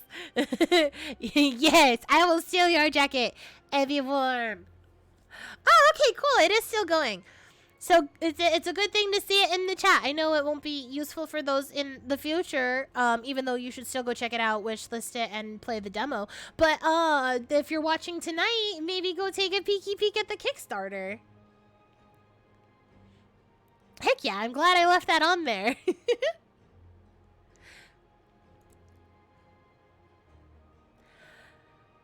I believe him, but my confidence wavers with the slowness of his voice and the slight unsteadiness of his steps. While he isn't drunk, I can't imagine a human fireball mixing well with alcohol. But he's alert, and that's all that matters. He casts continual glances up and down the street, over his shoulder, and listens intently for noises I can't hear. In fact, it isn't until then I realize I hear nothing at all. Wait, so if he's been... Why is he here? What? I don't know. I guess I'm gonna find out.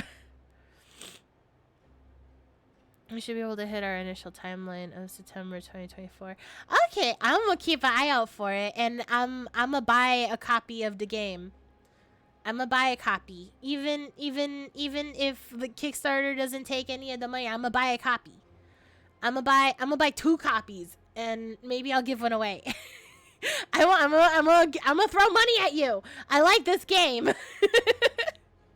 Take my money. Wonder if he's here for a way. I wonder if we can revive Thana. That'd be cool. Either we're reviving Thana, or Thana has a direct connection to us, and maybe that's how he found us. I don't know. But either way, he's here now. He's very cute. And I want to hold his hand and kiss his face. That's all that really matters. What do you mean?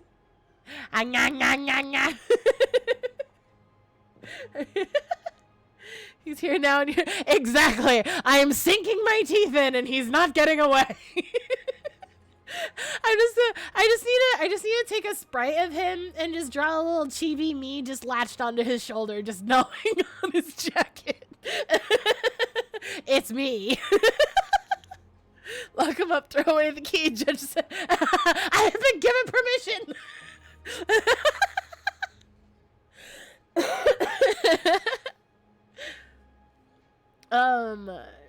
Where was I? The night is deathly silent, void of even the breeze that once chilled me to the bone. Uh-oh, dead air. Emrys and I share a hesitant look. We stop by the entrance to a short alley, and as he does another sweep of the surrounding area, my breathing quickens. Having fun is where that is true. I'm having a party here all to myself. But you guys are here too, so you get in on the party.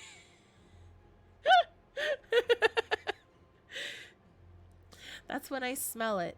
Charred decay. Is it not dead? It's something I've never experienced, but it's so distinct that there's no mistaking it. I'm gonna save. Investigate the smell or question Emrys.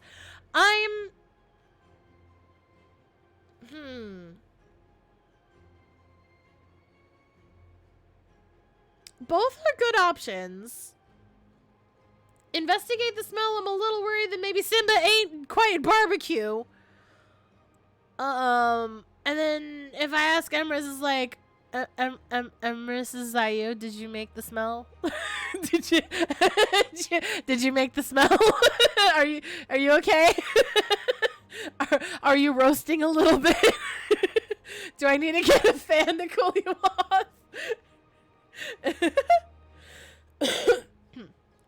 I step behind Emrys. Do you... Yeah, I smell it too. Okay, he didn't make the smell, but he does smell the smell. We move slowly. Steps falling in harmony while we shift to stand back to back. It feels natural, like we've done this a million lifetimes. And I realize that inside my dreams we have. Oh, is it because we're Thana? we are the warrior of light, and Thana is our shard on one of the one of the shards. we're Thana of the source. In another body, another world, I have taken a similar stance. One where we don't touch as we do now. Where the warmth of his body doesn't envelop mine with safety, but it's effective all the same. All worlds exist in tandem. When Emrys holds his breath, listening again to something my human ears can't make out, I press myself closer to him.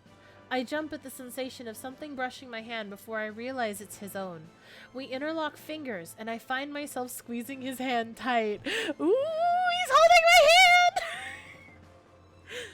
A snarl pierces the air. Uh-oh. Is it Simba? is Simba not dead? It rips the once suffocating silence, and I have no time to react before Emrys's hand is ripped from mine. Oh!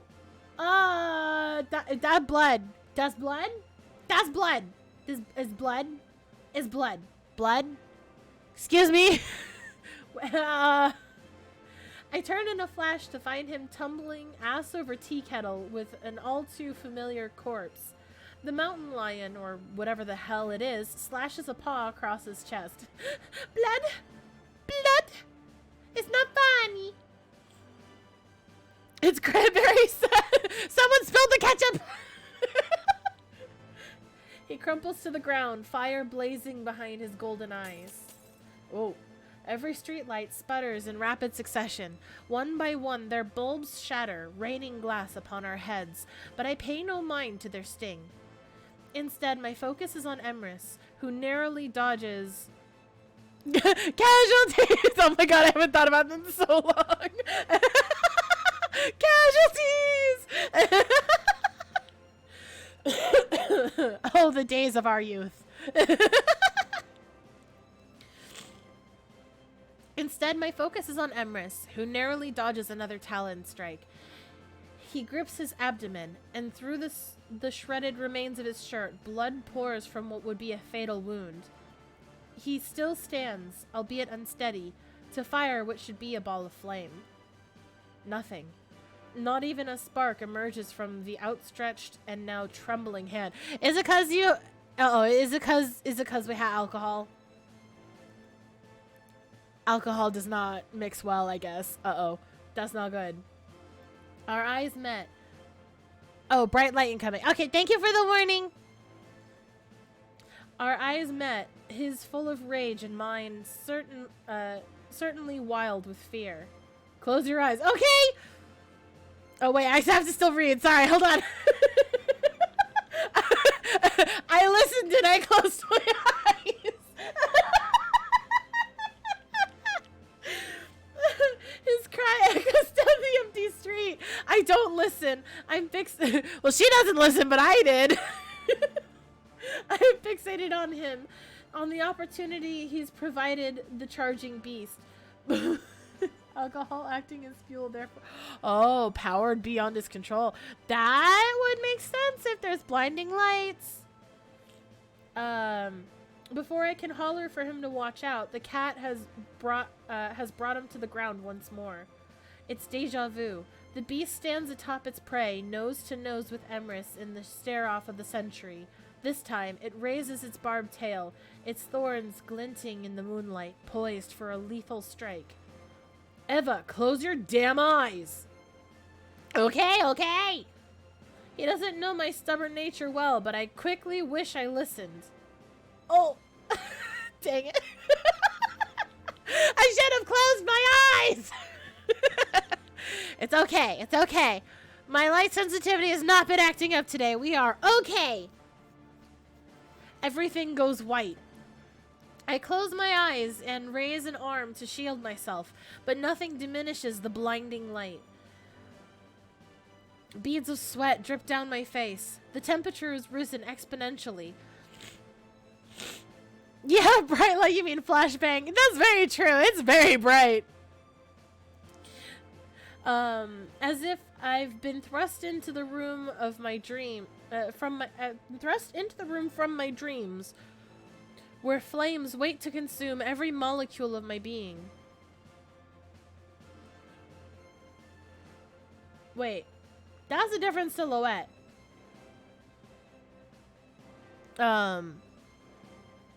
It isn't until the light dies that I peer through the cracks between my fingers. The street feels much darker in contrast, especially without the streetlights to guide my way. Only one shadowed figure remains on the pavement, surrounded by... it's all good, no worries. It's kind of hard to avoid the white light anyways, but luckily, the reason why I decided to play tonight was because my light sensitivity wasn't acting up, so it's okay. But it's fine because it stands to be a warning for everybody in the future who watches it. So that way they know that they can just listen instead if they don't want to see a bright white screen for a bit. Okay, surrounded by what appears to be tufts of oh, wait, did he? Oh, is that why he looks different? Did he like Phoenix poof into a new like he did the Phoenix? And burned up and then poofed into new body that's why his silhouette's different? Is that what just happened? Is that what happened? Is that why it's a different silhouette now? I know I looked at the sprites before and I don't remember any of it. Oh, he did transform! Yes! He's a magical girl. He transformed! Maho Shoujo Henshin! Surrounded by what appears to be tufts of ash, the fragments flutter around him, blanketing the streets as if a fresh dusting of snow. I sprint to Emrys's side, but stop in my tracks when I see the man sprawled out in pain. A man who does not look like Jensen Hawthorne, but one just as familiar. Whoa! There he is! I mean, both faces are very handsome. I'm not complaining. When he forces himself to sit up, his irises shift from an amber hue, and his usually glowing skin dims in unison. His complexion is abnormally pale and clammy. Dark bags fold under sullen eyes, unfocused in his dazed state. Why did I hear Shia LaBeouf just do it as his tagline? I mean, you know what? Eva wouldn't close her fucking eyes. Sometimes you just gotta yell, just do it! As I kneel at his side, I take in... I mean, even his clothes changed. That's some magic trick, bro. He really did magical girl transform, wardrobe and all. I take in every line and He has freckles? Excuse me, can I enhance? Magical girl transformation. Just do it! I love that so much. Oh, I'm having deja vu. Oh, I've seen this before. Yo, I'm having deja vu. Anyways, let's move on with this. I don't remember exactly what happens next, but I remember this. His complexion is abnormally pale and clammy. Dark bags fold under sullen eyes, unfocused in his dazed state. It really is the multiverse in my head. It's happening. The scenes are overlapping. So I'm a little out of sync. Yeah, that's probably what deja vu really is, to be honest. I mean, time does happen all at once, so. As I kneel at his side, I take in every line and freckle on his face, overwhelmed with an emotion I don't quite understand. I've watched him in this form so many times, but never so close. Never so real. Like confetti. Excuse me. My hand moves of its own accord, fingers sweeping the unkempt raven hair hanging over his eyes. Normally, I would find its sweat-riddled stickiness gross, but the soft texture of his skin brings such a shock to my fingertips that I can't pull them away. Emrys. My voice is breathless, hopeful. Either I'm not insane after all, or I've gone so far down the rabbit hole that I've started hallucinating my book character's true face. I'm glad you recognize me. His voice nearly makes my heart stop. It's deeper than normal, weighted with pain and stripped of life that typically bounces across every word. But we should really get out of here before we end up arrested. I snap back to reality. Suddenly, I remember where we are, sitting in the middle of the street with blood splattering the asphalt. My eyes drift to his midsection. While his shirt is drenched in crimson, I can see through the tears in his wounds are healing at superhuman speed. Emrys extends his other arm and I take it, helping him slowly to his feet, period. I can read, I promise! When he leans his full weight against me, I can't help but notice how much lighter he seems in comparison to our trek down the street. I wanted to brush it off as adrenaline. That is, until I turned my head to face him. We're nearly eye level, something that I've never experienced next to the 6-foot-tall Jensen Hawthorne. Yes, this is apparently his true face. Like, from the book that she wrote about, yeah. Has he always been this short? My apartment's only a couple blocks from here. I shake my head. It won't be long before the sirens wail again, and seeing as we're still not far from the park, we'll have emergency services surrounding us before we can get far. I have a better idea. Are we going to my apartment? Not giving him the opportunity to protest, I hasten my steps to half drag him down the street. While he struggles to keep up with my pace between grunts of pain, he somehow manages it without collapsing on the ground. She said he looks tired with baggy eyes, the poor guy. Listen, the tired look is hot, though. As I am a tired son of a bitch. We're going to Bobby's? Are we going to Bobby's? My gaze lifts to the boarded-up coffee shop only half a block away. We can make it if we hurry. Though the upstairs lights have browned down from the electrical surge, I know there's no way my best friend will stay in her living room, not with the noise from the street to drive her information-seeking self downstairs for a better look. Oh, okay, good night. Have good memes. Thank you for stopping by. Me and my arrow ace self just wanting to tuck him into bed. Aw. Excuse me. I only hope Bobby won't mind cleaning up blood. Bobby, Bobby, Bobby, Bobby.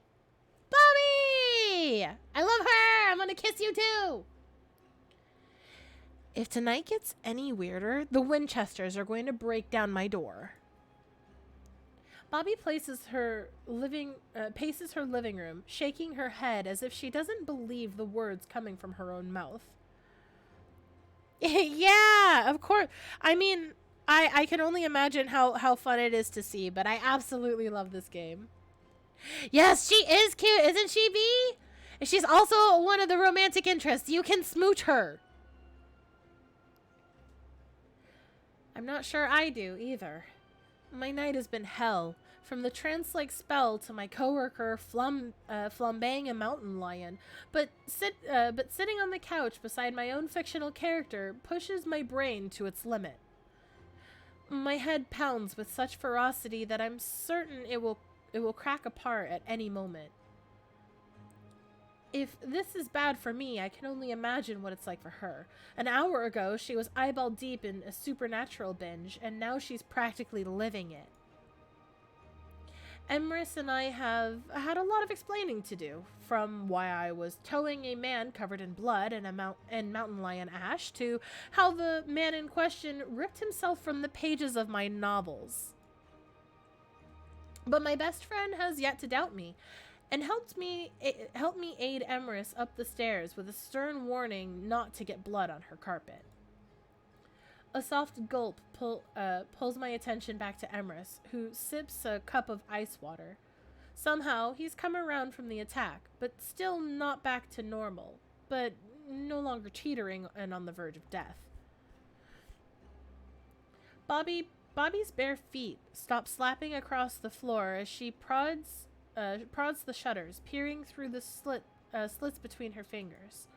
Sirens wail in the distance, undoubtedly looking for the source of the power surge and the blood-chilling screams. Emrys has assured us they won't find him, but it hasn't kept her from pacing the entire night. Finally, she flicks the shutters closed and turns to face him. Are you just going to sit there, or are you going to explain what the hell is happening? When Emrys removes his lips from the edge of his cup, Bobby's arms fold tighter across her chest. She hasn't come near the couch since giving him his drink, and even that took a considerable amount of begging, as I refused to leave his beaten and bloodied side. I thought I'd take a minute to, I don't know, stop bleeding to death. His response is muttered, half echoed into his cup. I don't get it. You can't be him. Emrys lowers his eyes to look at his own body. I'm pretty sure I am. Eva said you were just Jensen. His laugh is so lighthearted that it makes me do a double take. Does he think this is funny? That's because I am Jensen, and I would show you, but... He lifts the edge of his shirt, still drenched in a sickening shade of red. A little under the weather right now. As he peels the fabric from his skin, even Bobby draws closer to examine his wound. Where the feline's claws dug trenches into his stomach, the skin has already begun to heal. The area remains an ugly red, tinted from his blood-soaked clothes, but aside from thin scabs marring the once filleted strips of flesh, there's no sign that he was ever close to death. Still, it catches me off guard. I don't understand. I've watched you heal yourself. You turn your body to ash and meld it back together with hellfire. Why can't you... Cool down. Period. Or, cool down, period. I thought he was telling her to cool down. Like, you need to chill. Cool down, period. The words leave his mouth so matter-of-factly that I pause, jaw half open in thought. What? Emrys pulls his shirt back down.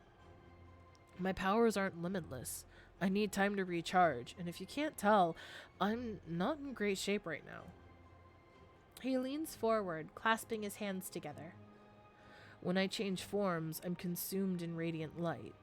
It was the only way to fry that son of a bitch with my powers on the fritz. You've never had a cooldown before. All the years I've written about you, your magic has been borderline limitless. I'm being extra stern with her about cooling down. Yeah, he's just like, cool down. Period. Like, you're gonna stop for a second, you're gonna wait, and you're gonna be patient, please. Jinky. It starts with a smile. Emrys's lips spread wide and he covers his mouth with his hand, but he can't contain his own laughter. You got a few things wrong. Once again, I can only stare at his amused expression.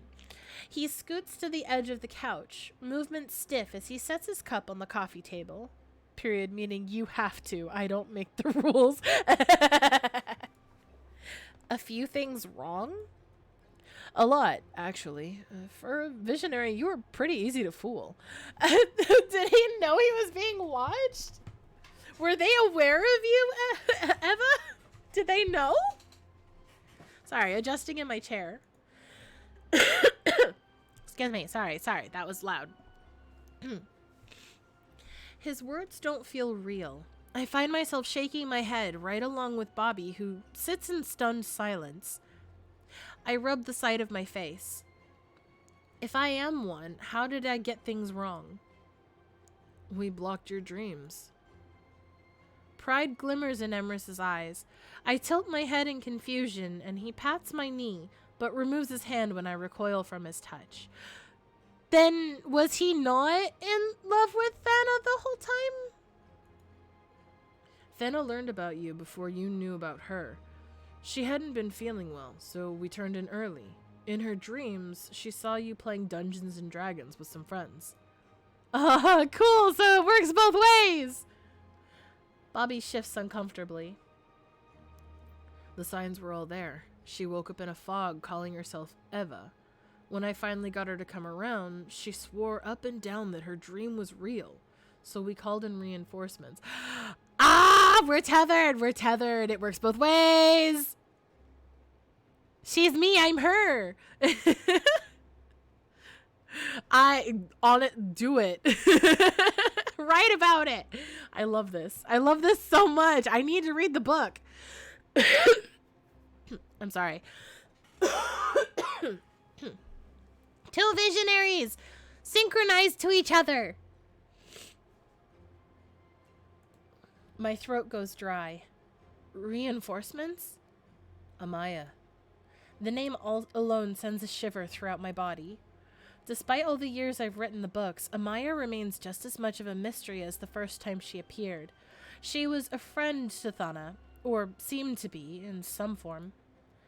While blunt and cynical, the youthful witch never led my characters too astray, despite a few unfortunate missions gone awry. But just as Jade pointed out last week, no one knows where Amaya came from, or what her true purpose is besides guiding hand in Thana and Emrys's journey. I've been trying to figure it out myself all these years, but time after time, the mysterious woman has proven to be highly unpredictable. Connection between written worlds and their authors are always a fave thing to explore for me. Yes, it's a good hook. Let's go. It is cool. It's so cool. I love the basis of this game, and I want to play the whole thing. Amaya was convinced we were being followed by a powerful visionary. We would have been fools to trust you, so she used a spell that would alter your dreams just enough for you to never know the truth. I find myself speechless. After everything that's gone down tonight, my aching brain makes me long for an aspirin. What else did I get wrong? We have plumbing and stoves. Oh, and single-serve brewers. Emrys nudges me playfully. We just haven't figured out vehicles yet. Astraela was supposed to be medieval. Emrys dismisses me with a wave of his hand. You just have that fantasy game in mind. We're not archaic. Some of the larger cities, like Luxanima, have been permanent spies on Earth to discover new innovations. They've been learning from our world? Why not just steal electricity? It doesn't mix well with magic. Emrys looks between the two of us, who stare him down as if he has 5 heads. Hiram McDaniels, a literal 5-headed dragon? Look, if you Baron didn't have Baron? If we Baron? They call us Baron? If you Baron didn't have it, you wouldn't survive. At least the blessed have magic. Huh? Bobby shakes her head. Baron? Yeah, my thoughts too. You guys, humans, or the ones without powers, no magical affinities. Come to find out, without those, humans are pretty useless. No offense. I'm offended. I am also offended. I have magic. Emrys ignores her. The Baron were banished to Earth by our gods eons ago. So long that our history books have more theories about it than concrete answers. The blessed remain in my world. Huh? Huh? Huh?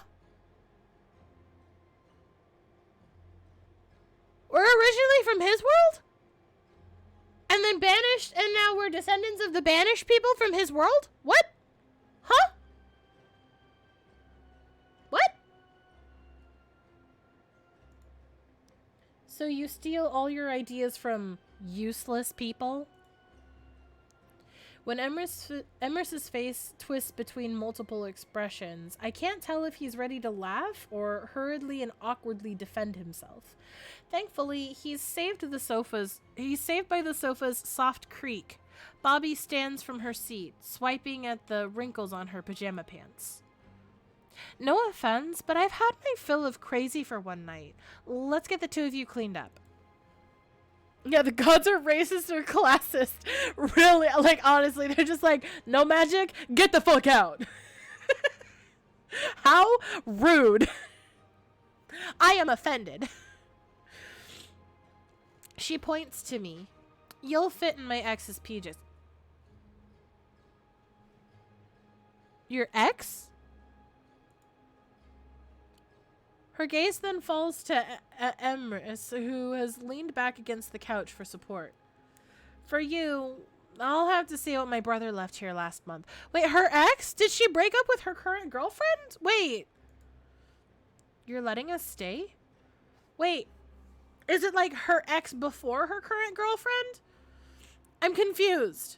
She has a girlfriend last I checked. I don't...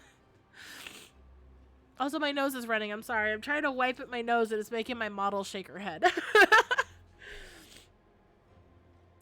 Can't throw you on the street looking like you gutted each other. I've got space. You both can stay the night. Just, for the love of God, no more bloodstains. I've got enough cleaning to do. Oh, her place is so cute in the daylight. Look at the fucking pastel blue with the white and then the stone. Oh my God, it's so cute. Girl, you live like this? Hell yeah. Clattering dishes wake me from a dreamless sleep. Excuse me. Like, if there were a legit reason, but I doubt it. Like, we were actively becoming sick because of magic. They just didn't want to deal with people. Yeah, like... It would be fine if it was like a quarantine thing or like a safety thing, but if they literally kicked them out of that world because they didn't have magic, that's fucking rude. I half expect to find myself in my own bed, dozing with a book on my chest after hours of research. It makes perfect sense that my reading would influence a horrible dream of last night's events, and I would find that my life is just as normal as it's always been. Instead, I open my eyes to meet the popcorn ceiling of Bobby's living room. Sizzling ingredients and hushed voices prod me to consciousness. I turn over and smush my face into the tweed throw pillow, fighting to return to my peaceful slumber. Does Astaela in the cage suit the decor? He does kind of suit the decor, doesn't he? How you hanging up there, Astaela? You cozy still? Do you need some more snackies?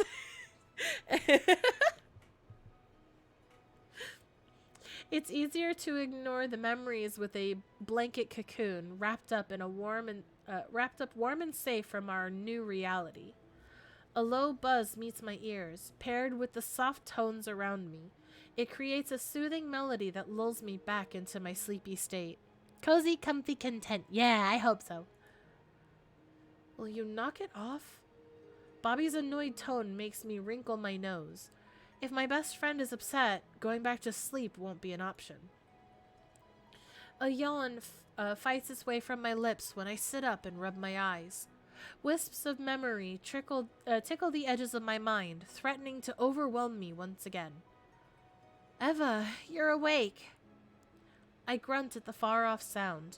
Though my friend has just harped on someone else, her voice spins to a chipper, more pleasant ring, one that I never appreciate until I've had at least 2 cups of coffee.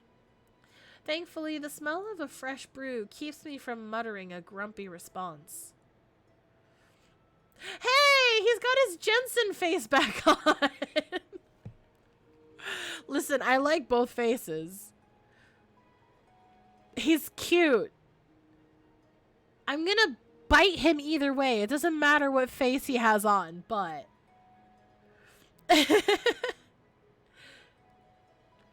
I pull myself to my feet and amble sleepily toward the adjoining kitchen, where Bobby pours me a cup of heaven. A familiar man, who sits at the kitchen island with his back to the living room, cranes his neck with a smile. He raises his own mug in greeting. Morning, sunshine. As I approach, my stomach constricts violently. I want to say good morning, but I'm not sure how to properly address him. Last night, I watched him carefully after he dozed off in the recliner, though I'm still not sure if it was from concern for his well-being or keeping tabs on his activity. But one thing is clear. When I fell asleep, Emrys was the man in the easy chair. Is he feeling emo boy today or prep? That's a very good question. Now I'm greeted by the same hazel eyes that welcome me to the library each morning. You have library boyfriend and you have emo boyfriend. Two sides of the same boy. All the more for me to kiss. Bobby, however, seems content with our current situation. It's like being gender fluid but faces. I love that. Oh my god. If only. I want that power. Setting the fresh mug of coffee on the counter, she gives me a smile before grabbing a nearby pan and filling 2 plates with scrambled eggs. Guess who looks less like roadkill today? She nods to our male counterpart. Emrys laughs while she sets the plate in front of him. He does look considerably better, and a hell of a lot more like Jensen. Apparently, he must feel better as well, judging by how quickly he shovels food into his mouth. A long moment passes before I realize just how long I've lingered in the kitchen entryway, eyeing Emrys with piqued curiosity. He's too indulged in his breakfast to notice, but Bobby is never so easily fooled. Before she can say a word, I slide into the other bar stool. I bring the coffee mug close to my lips, speaking into the cup itself to hide my flustered expression. Bobby's unrelenting stare pays me no favors. What had you all worked up a few minutes ago? Emrys mumbles something unintelligible through his mouthful of eggs. Before he can finish swallowing to speak properly, Bobby interrupts him. Oh no. I've heard enough of you, Fireboy. She places the second plate in front of me. You've already got the neighbors asking about the extra voices in my apartment last night and started a rumor that I had a threesome. Oh no, if she did have a girlfriend, she ain't gonna have one no more. My shape-shifting hasn't been perfected yet. Emrys scoffs. I just told them we were having a good time. That doesn't mean what you think it means. With a huff, she turns to inspect the bacon sizzling on the stove behind her. Emrys shakes his head. After ensuring Bobby's attention is focused on her bacon, he nudges me with his elbow and puts a finger to his lips. Afraid to speak and embarrass myself for a second time in 5 minutes, I watch as he holds one finger over his coffee. An inch-long flame emerges from its tip, just long enough to graze the surface of his drink. Steam curls from the liquid while he swirls his finger across the surface. A flash makes both of us snap to attention. On the opposing counter, the toaster sparks and sputters. You're gonna break her electronics, bro! Stop!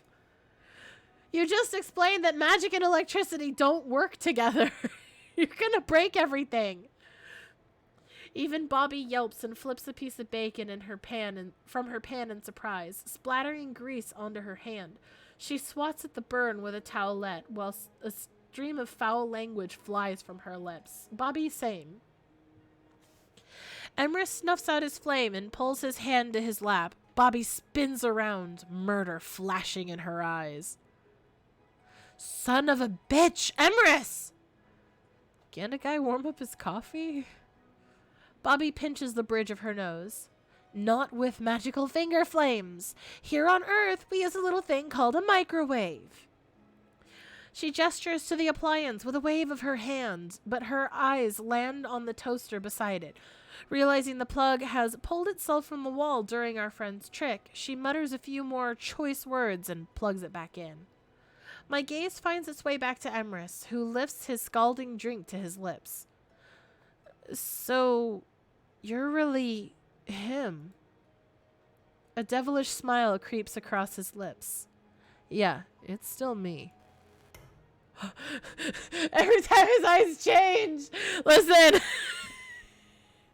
It's going to turn into another Leander video. I'm just going to be like, his eyes. Look at him.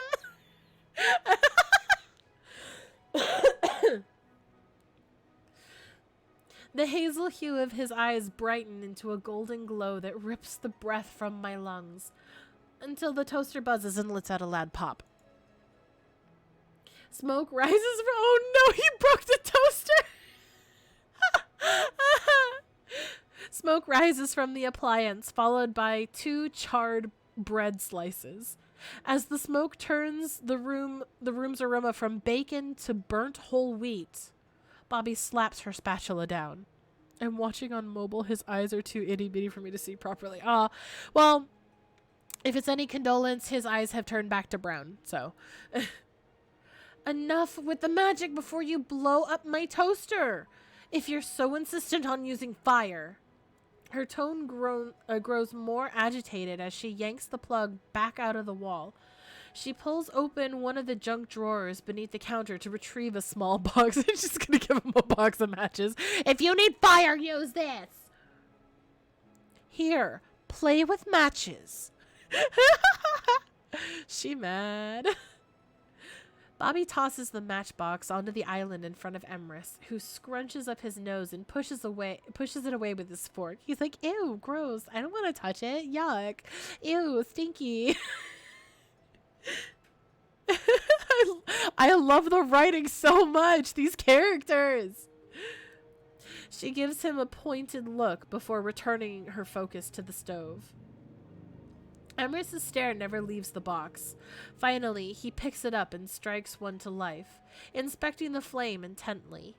He holds it over his coffee gingerly. It slips from between his fingers and plops onto the surface of his drink, extinguishing itself in the liquid. Yeah, that's not gonna work like that, buddy. As he tries to fish the match out, my eyes land on the digital clock on the wall behind him. 10:05 a.m. Oh, are we late? Oh god, I've got to get to the library. I'm halfway out of my seat when Emrys flings his hand out to stop me, spraying my face with droplets of burning. Wait! Rip. I wince, earning his most apologetic smile. Don't worry, I called in reinforcements. As far as Mrs. Prescott knows, you went to the new restaurant downtown with Jensen last night and got some bad burritos. I swipe at the coffee splatters on my cheek. Seriously? Never underestimate the power of diarrhea.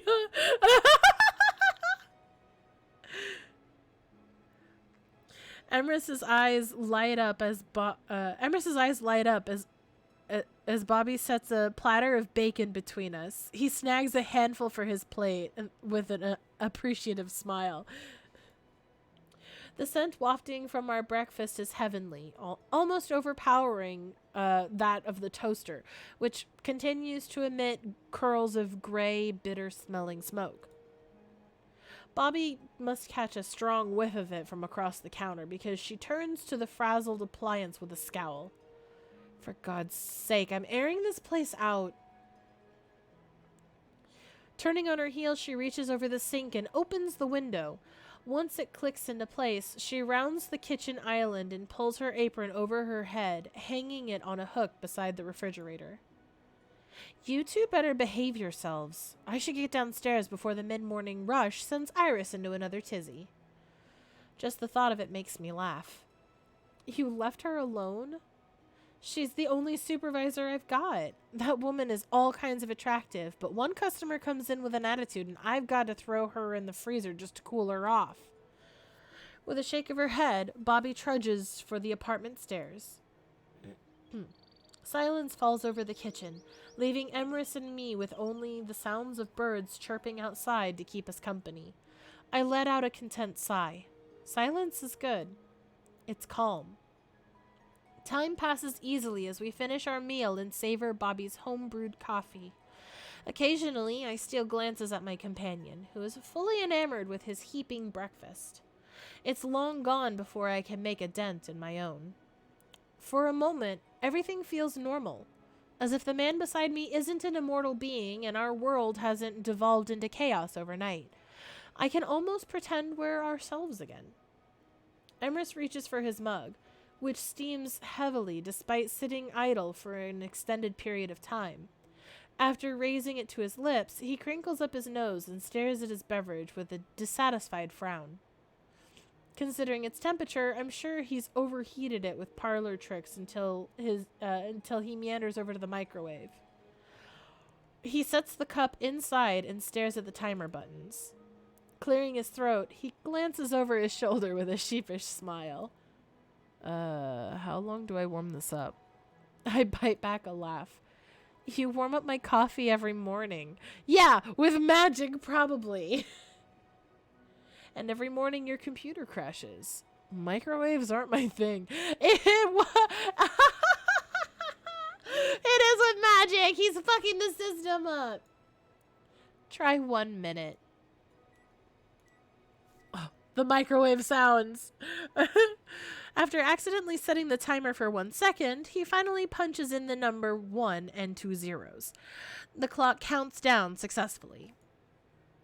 A relieved sigh hisses through his lips as he turns around, muttering something under his breath about the snail's pace of earthly appliances. I hide my amusement behind a forkful of eggs. Soft chittering sounds from the open window interrupt our moment of peace. A brown, bushy tail peeks around the edges of the window. I resist the urge to laugh as I slide off the bar stool and round the corner of the kitchen island. When Emrys arches a brow, I nod to the quivering furball on the windowsill. Excuse me. Bobby will never let me hear the end of it if a squirrel gets in here. I turn to... Sorry, Mr. Squirrel! I turn to the sink where the squirrel is backed up just enough for me to see its fuzzy butt twitching. Its chittering increases to a shrill tone that gnaws at my eardrums. Someone isn't happy. As I get up on my tiptoes to reach the top of the window, a shriek pierces the air and the squirrel spins around with murder in its pitch black eyes. Oh no! It's an evil squirrel! Watch out, everybody! The squirrel's coming! Eva, move. Quick! Emrys, punch the squirrel! Just punch the squirrel out the window! Just... Oh my god, it's in the sink! Watch out, here it comes! Before I can register what's happening, Emrys grabs me by the shoulders and moves me away from the window. The squirrel leaps into the sink, emitting an even higher pitched squeal through bared buck teeth. Its eyes are unblinking voids, save for a speck of green that radiates from the center. It rises on its haunches to give an exceptional view of the gelatinous tumor bulging on its stomach. Shifting away from Emrys's grip, I snag the cooking skillet from the stove. Oh no, it's in the fruit bowl! Not the fruit! Oh, is that the tumor? Is that the icky corruption? Despite his protest for me to get behind him, I ignore him as the squirrel cries out again and jumps onto the counter. It lands in Bobby's fruit bowl, rocking it side to side until numerous strawberries are launched from their confinement. Oh no! It's on the stove! Get it! The squirrel! Get the squirrel! I whack the demonic pest at full force. The rodent squawks as my frying pan sends it careening into the wall, scattering bananas and apples across the counter. It slumps, twitching in its dazed state. Hardly a moment of calm passes before its jerking intensifies to violent thrashes. What's happening? It's not even drawn to. Yeah, it's just like. I love it. It's so great. The microwave emits a loud oh, because his eyes. I didn't realize his eyes changed color. The microwave oh, because the microwave's running. Quick, your coffee's gonna explode. We're gonna break all of Bobby's appliances. Oh no. The microwave emits a loud hum, surging with so much electricity that the hairs on the back of my neck stand at attention. The chilly breeze wafting in the window turns sweltering as Emrys steps in front of me. Flames spiral from his hand and curl between his fingers in playful jaunts. He holds his hand towards the squirrel, who's just coming back to its feet. Burn, bitch. Hell yeah! Oh, that is on fire. It's on fire. It's on fire. It's on fire. Emrys, it's on fire. Emrys, the apartment's on fire. Oh, it's on fire. A column of flame shoots from his hand, enveloping the devil in a fiery cocoon, as well as igniting various fruits in Bobby's favorite bowl. Oh no! I dash for a fire extinguisher on the nearby wall. The electric hum grows stronger, but I pay no mind to the way my pin-straight hair frizzes with static. Oh, the microwave broke! An explosion of...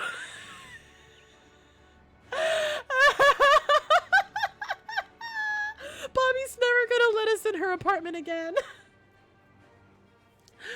Bobby, I'm sorry. I'm so sorry, Bobby. Oh my god. An explosion of glass stops us in our tracks. We whip around to find steam billowing from the microwave, with shards of its viewing window and ceramic mug scattered across the kitchen. Coffee splatters coat the inside of the appliance and literally every surrounding surface. I find my eyes drawn back to the blaze in the countertop.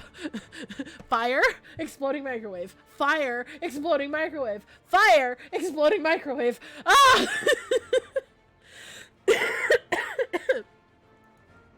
Emrys! He yelps when I elbow him out of the way and pop the extinguisher's pin.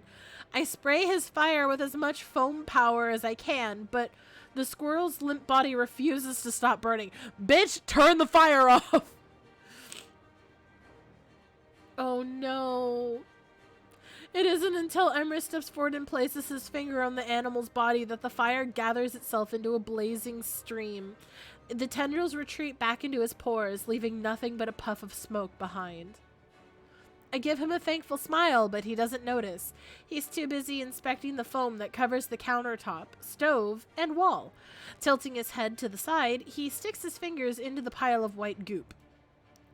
So that's what's in those things. Never knew why you had so many at the library. How far do I have to walk in the opposite direction to rewind time and not be here? Oh my god, what a fucking mood though. Bobby's gonna be like, I should have never let you in my fucking apartment. You just destroyed my entire kitchen in one morning. She's gonna be so mad. I furrow my brow. Suddenly, I wonder how he missed our fire safety lectures. You've never heard of an extinguisher. I've heard of them. They're useless against fire magic. I open my mouth to remind him that no one on Earth expects to use one against Australian magic, but pause when I hear footsteps thundering from the apartment stairs. Emrys and I exchange wide-eyed looks. We're fucked. We're fucked. Here she comes. If he made the microwave combust, what has he done downstairs at Ambrosia Brew? Hide the body. Yeet the body out the window. Just yeet. Just yeet it. Just throw it out. Actually, why are you throwing away your proof of what happened? Emrys wastes no time in snatching the charred sack of fur from the counter, careful to avoid the bulging tumor. He screws up his face as he looks into the molten socks that once held its beady eyes. After muttering a quick apology to the squirrel, he tugs out his collar and he put it in his shirt. Oh no! Why'd you put it in your shirt, sir? Oh, that's gross. I watch in horror while he folds his arms over his stomach to conceal the bump from the aminal. Oh God, thankfully the bulk of his shirt and placement of his arms mask the odd bulge well enough. Oh God. He's so bad under pressure. Yes, he's so bad. He's so bad.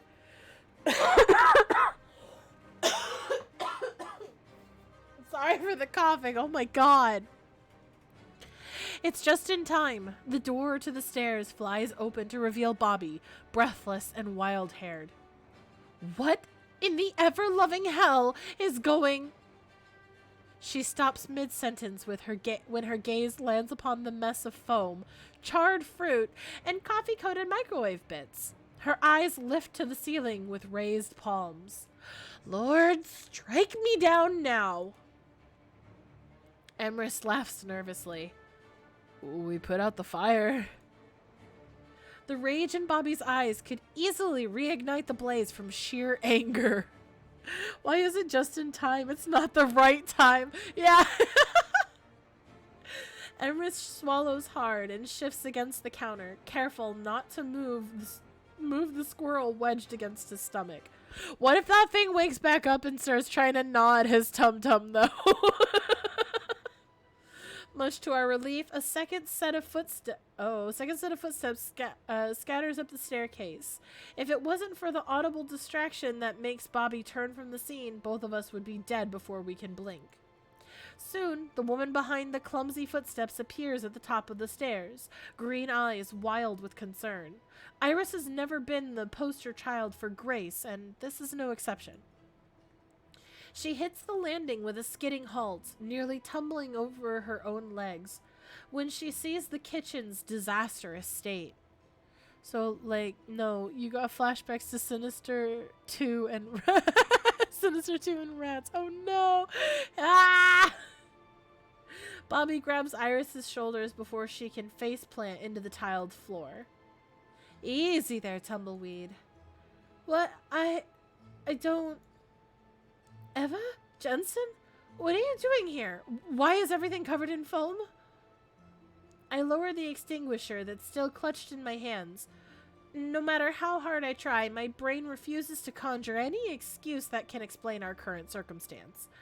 My nerves settle when Emrys clears his throat to speak. Bad burritos.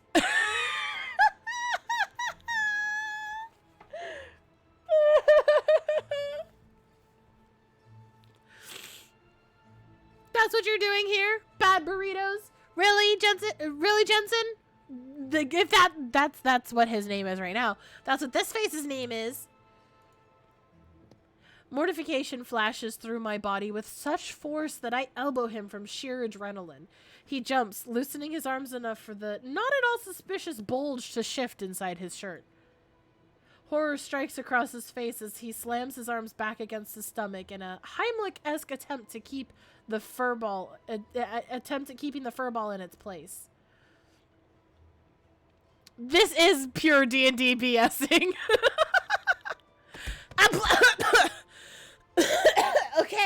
Okay. I'll drink water. Thank you. Thank you, Anne, for the redeem. I finished drinking the bottle. Here's your proof. I crinkled the bottle. There you go. I turn back to Iris with a nervous chuckle. We were having breakfast, but left the stove on by mistake, and I flail my arms to gesture at the surrounding mess. There was a little fire. She glances around, her eyes a flurry of movement as they dart from mess to mess. Thankfully, Bobby pats her back reassuringly, keeping the woman's brain from exploding and adding to the chaos. First a blender and now a fire? Emrys and I share a horrified look. Oh, he really does look horrified. Blender? Blender? Bender? No, blender. Oh, right. A few seconds ago, there was a weird power surge. Bobby's words have a distinct bite, and her hardened stare lingers on the man at my side. The light went wild, and one of our blenders went into overdrive. That's scary. Iris puts a hand to her chest. We'll be scraping pumpkin spice off the wall for weeks. I clasp my hands together in mock surprise. Oh my god. Am I convincing? You know what? Maybe a power surge is what set the stove off after all. A horrible excuse for a laugh bubbles from my lips. I hope her stove is electric and not gas. When Emrys only stands in awkward silence, I nudge his arm until he joins me in the world's most off-putting duet of fake laughter.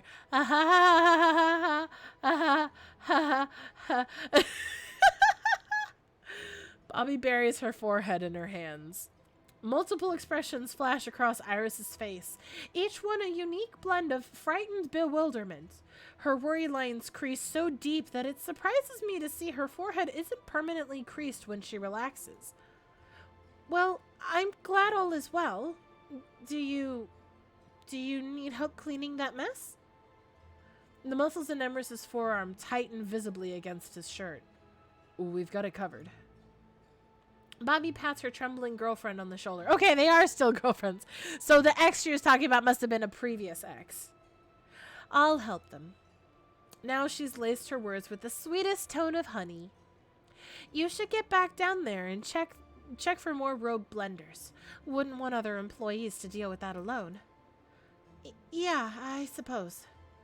Her lips flicker with an awkward and slightly scared smile. Turning on her heel, she mumbles something unintelligible under her breath as she retreats down the stairs. Good seeing you, Iris. Emrys raises a hand to wave. The squirrel thuds to the floor. Bobby jolts at the side of its rotted. Good seeing you. What's that? Oops, squirrel surprise. Bobby jolts at the sight of its rotted flesh, mouth agape in terror. She slams the door to the stairs before Iris can turn around to catch the sight of the creature splattering black gunk across the kitchen floor. It's the burrito! Burrito leftovers. The eerie silence that follows is enough to make my stomach flip. Bobby steps closer, folding her arms. Thank you. Though Emrys and I share a nervous gulp, neither of us dare to move. Her voice is calm. Too calm. For what? Bobby slams her hand on top of the microwave. For saving us all from the evil spears of from the evil of Sears appliances and nut-bearing animals. She snaps her fingers at us. Explain. Now. Words tumble from our mouths at light speed, overlapping one another and rising in volume until we practically shout over each other. And we were ambushed. The window was open. And there was an evil squirrel, and it was going to corrupt the fruit. Bobby holds up her hands. Oh God. Enough. One at a time before I clobber you both. Emrys opens his mouth, but can't utter a syllable before she presses a finger to his lips. Enough out of you. She points to me with her free hand. What did the human flamethrower do this time? His lips wrinkle under her finger with an offended grunt. There was this squirrel outside. I tried to keep it out, but it was corrupted, and it attacked us. Bobby glares at Emrys. technically not wrong about the squirrel being the burrito if the burrito messed up the stove. That's very true. Bobby glares at Emrys. So you set my kitchen on fire? When she removes her finger from his lips, he rolls his eyes. How else do you expect me to kill it? I don't know. A gun? Emrys mutters something about bullets being ineffective, followed by another of Bobby's sarcastic retorts. But their argument is white noise in my ears. Instead, my thoughts are all consumed by the grody corpse on the kitchen floor. I kneel down to inspect the squirrel that lay charred and crispy at my feet. Remaining mindful of the goo that seeps from its tumor, I eye its rotting flesh. My mind flashes between reality and dreams. The conversation between Thana and Emrys returns to my mind from their encounter with the corrupted shifter so many years ago. It soon shifts to memories of the video on Bobby's phone, and how similar the gelatinous glob was to the one engorging the squirrel's stomach. Gonna save. I'm kind of concerned. I don't think we should touch it, but also examine the squirrel. Poke it with a stick. Curiosity gets the better of me, and before I know it, my finger pokes the bulging tumor. It dips under the gentle poke, jiggling and wobbling like an overfilled water balloon. Ew! Just realized that Bobby has a girlfriend now, but she becomes romanceable later. What happens to Iris? That's a good question. I don't know. I guess we'll find out. Gross. Bobby's voice jolts me back to the present. My finger slips, jabbing harder into the squirrel's tumor. Ew, and rupturing its jelly-like belly. Ah, no, gross. Thick black goo slithers across my fingers, gurgling as if the substance itself were alive. Oh my god. Oh my god. Emrys! He's at my side before I can finish his name, muttering a string of curses under his breath. He panics for a moment and grabs the nearest dishcloth.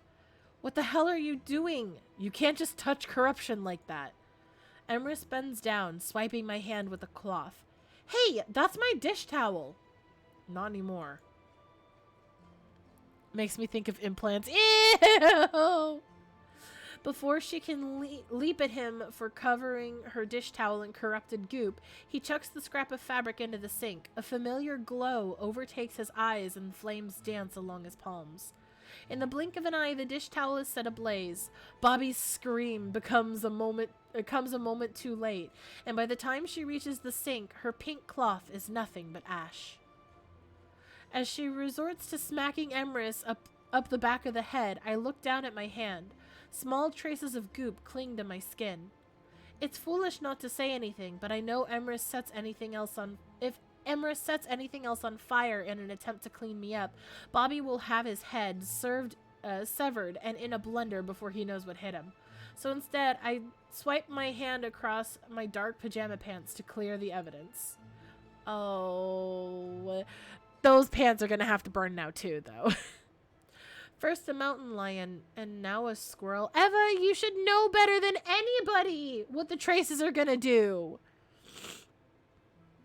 Yeah, Bobby needs to calm down. She read the books. She knows what the corruption do.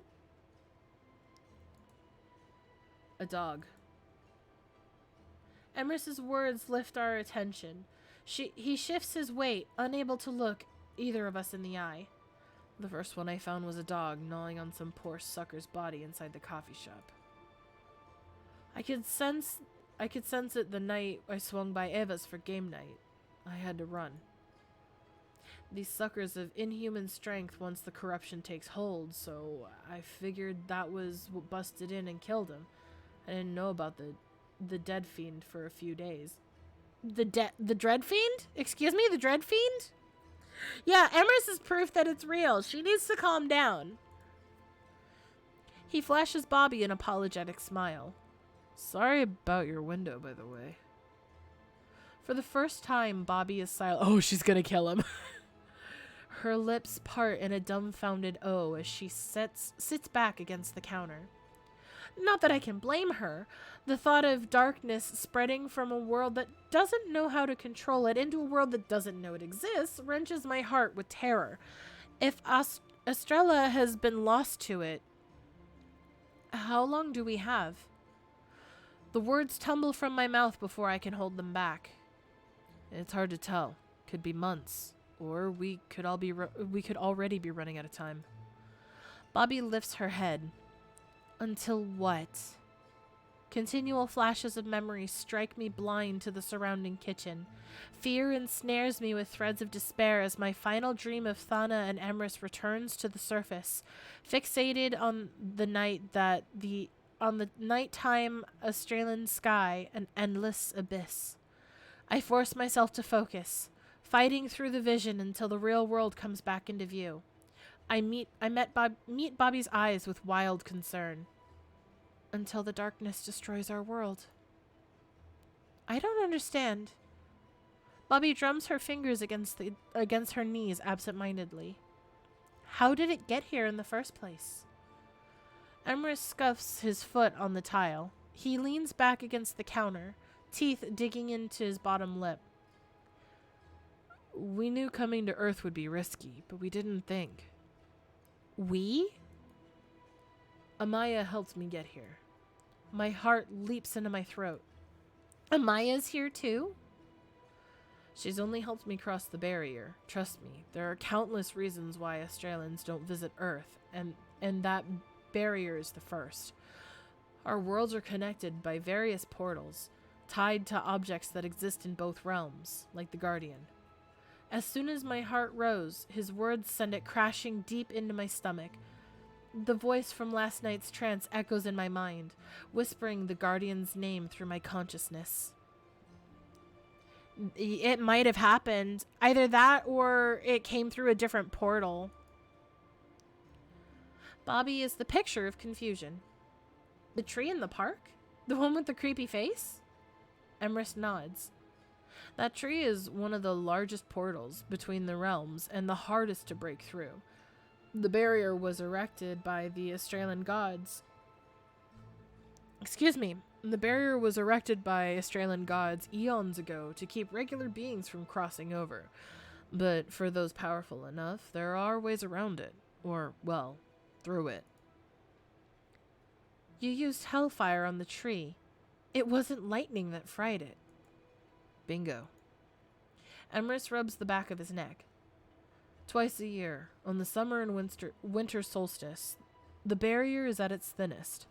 It would have been easier to penetrate, but we couldn't wait that long. Amaya has allies on Earth who keep her informed.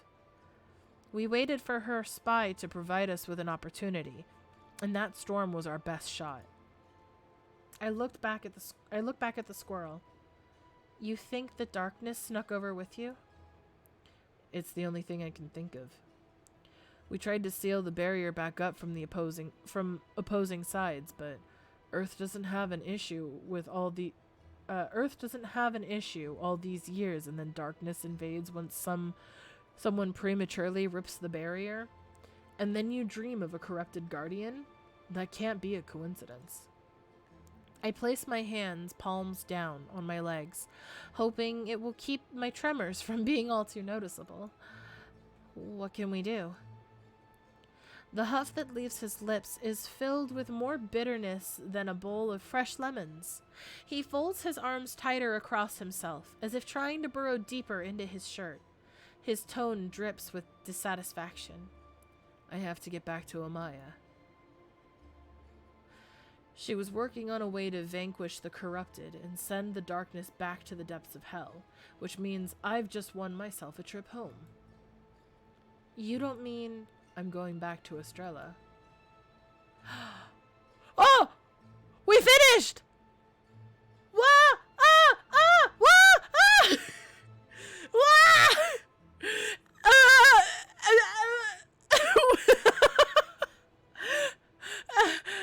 Wait, he's going back! And can you take me with you? Am I coming with you? Can I come with you? Can I come with you, though? But can I come with you, though?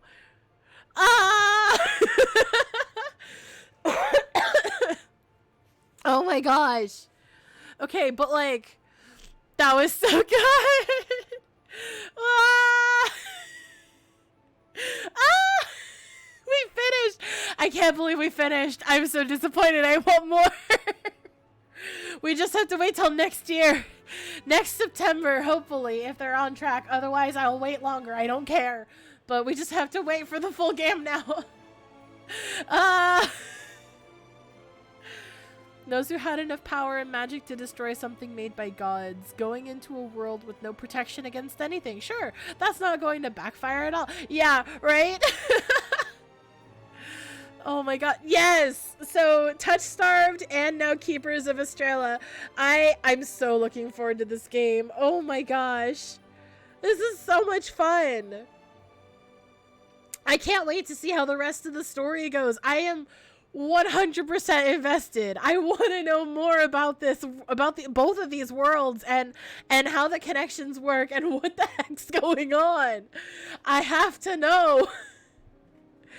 Oh my gosh. Wow. Okay, I streamed for an hour longer than intended, but honestly, it was freaking worth it. It was so worth it. Oh my god.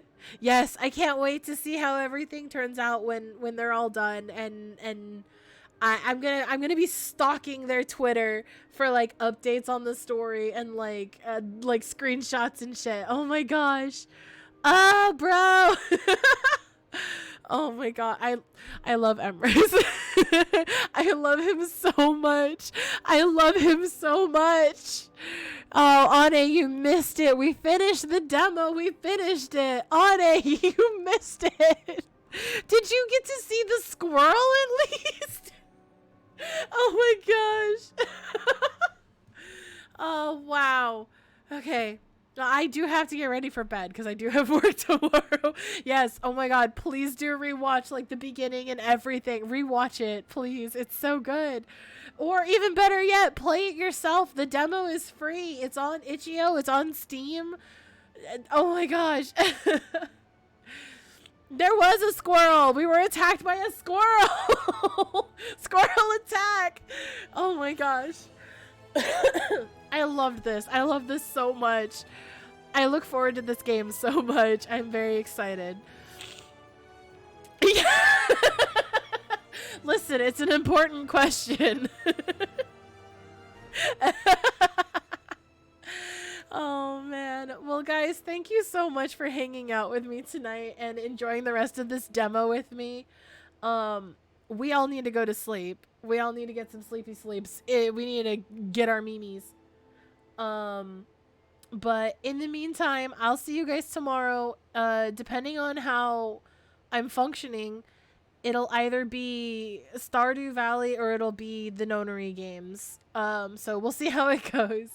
But thank you guys for hanging out at the Mimic Manor with me tonight. I love you both. I love you all. I love all of you now and in the future, whether you're watching this live or if you're watching the VOD. I love you. Don't forget that. So take care of yourself and stay happy and healthy and hydrated as best you can. I'll catch you guys next time, okay? Bye. I love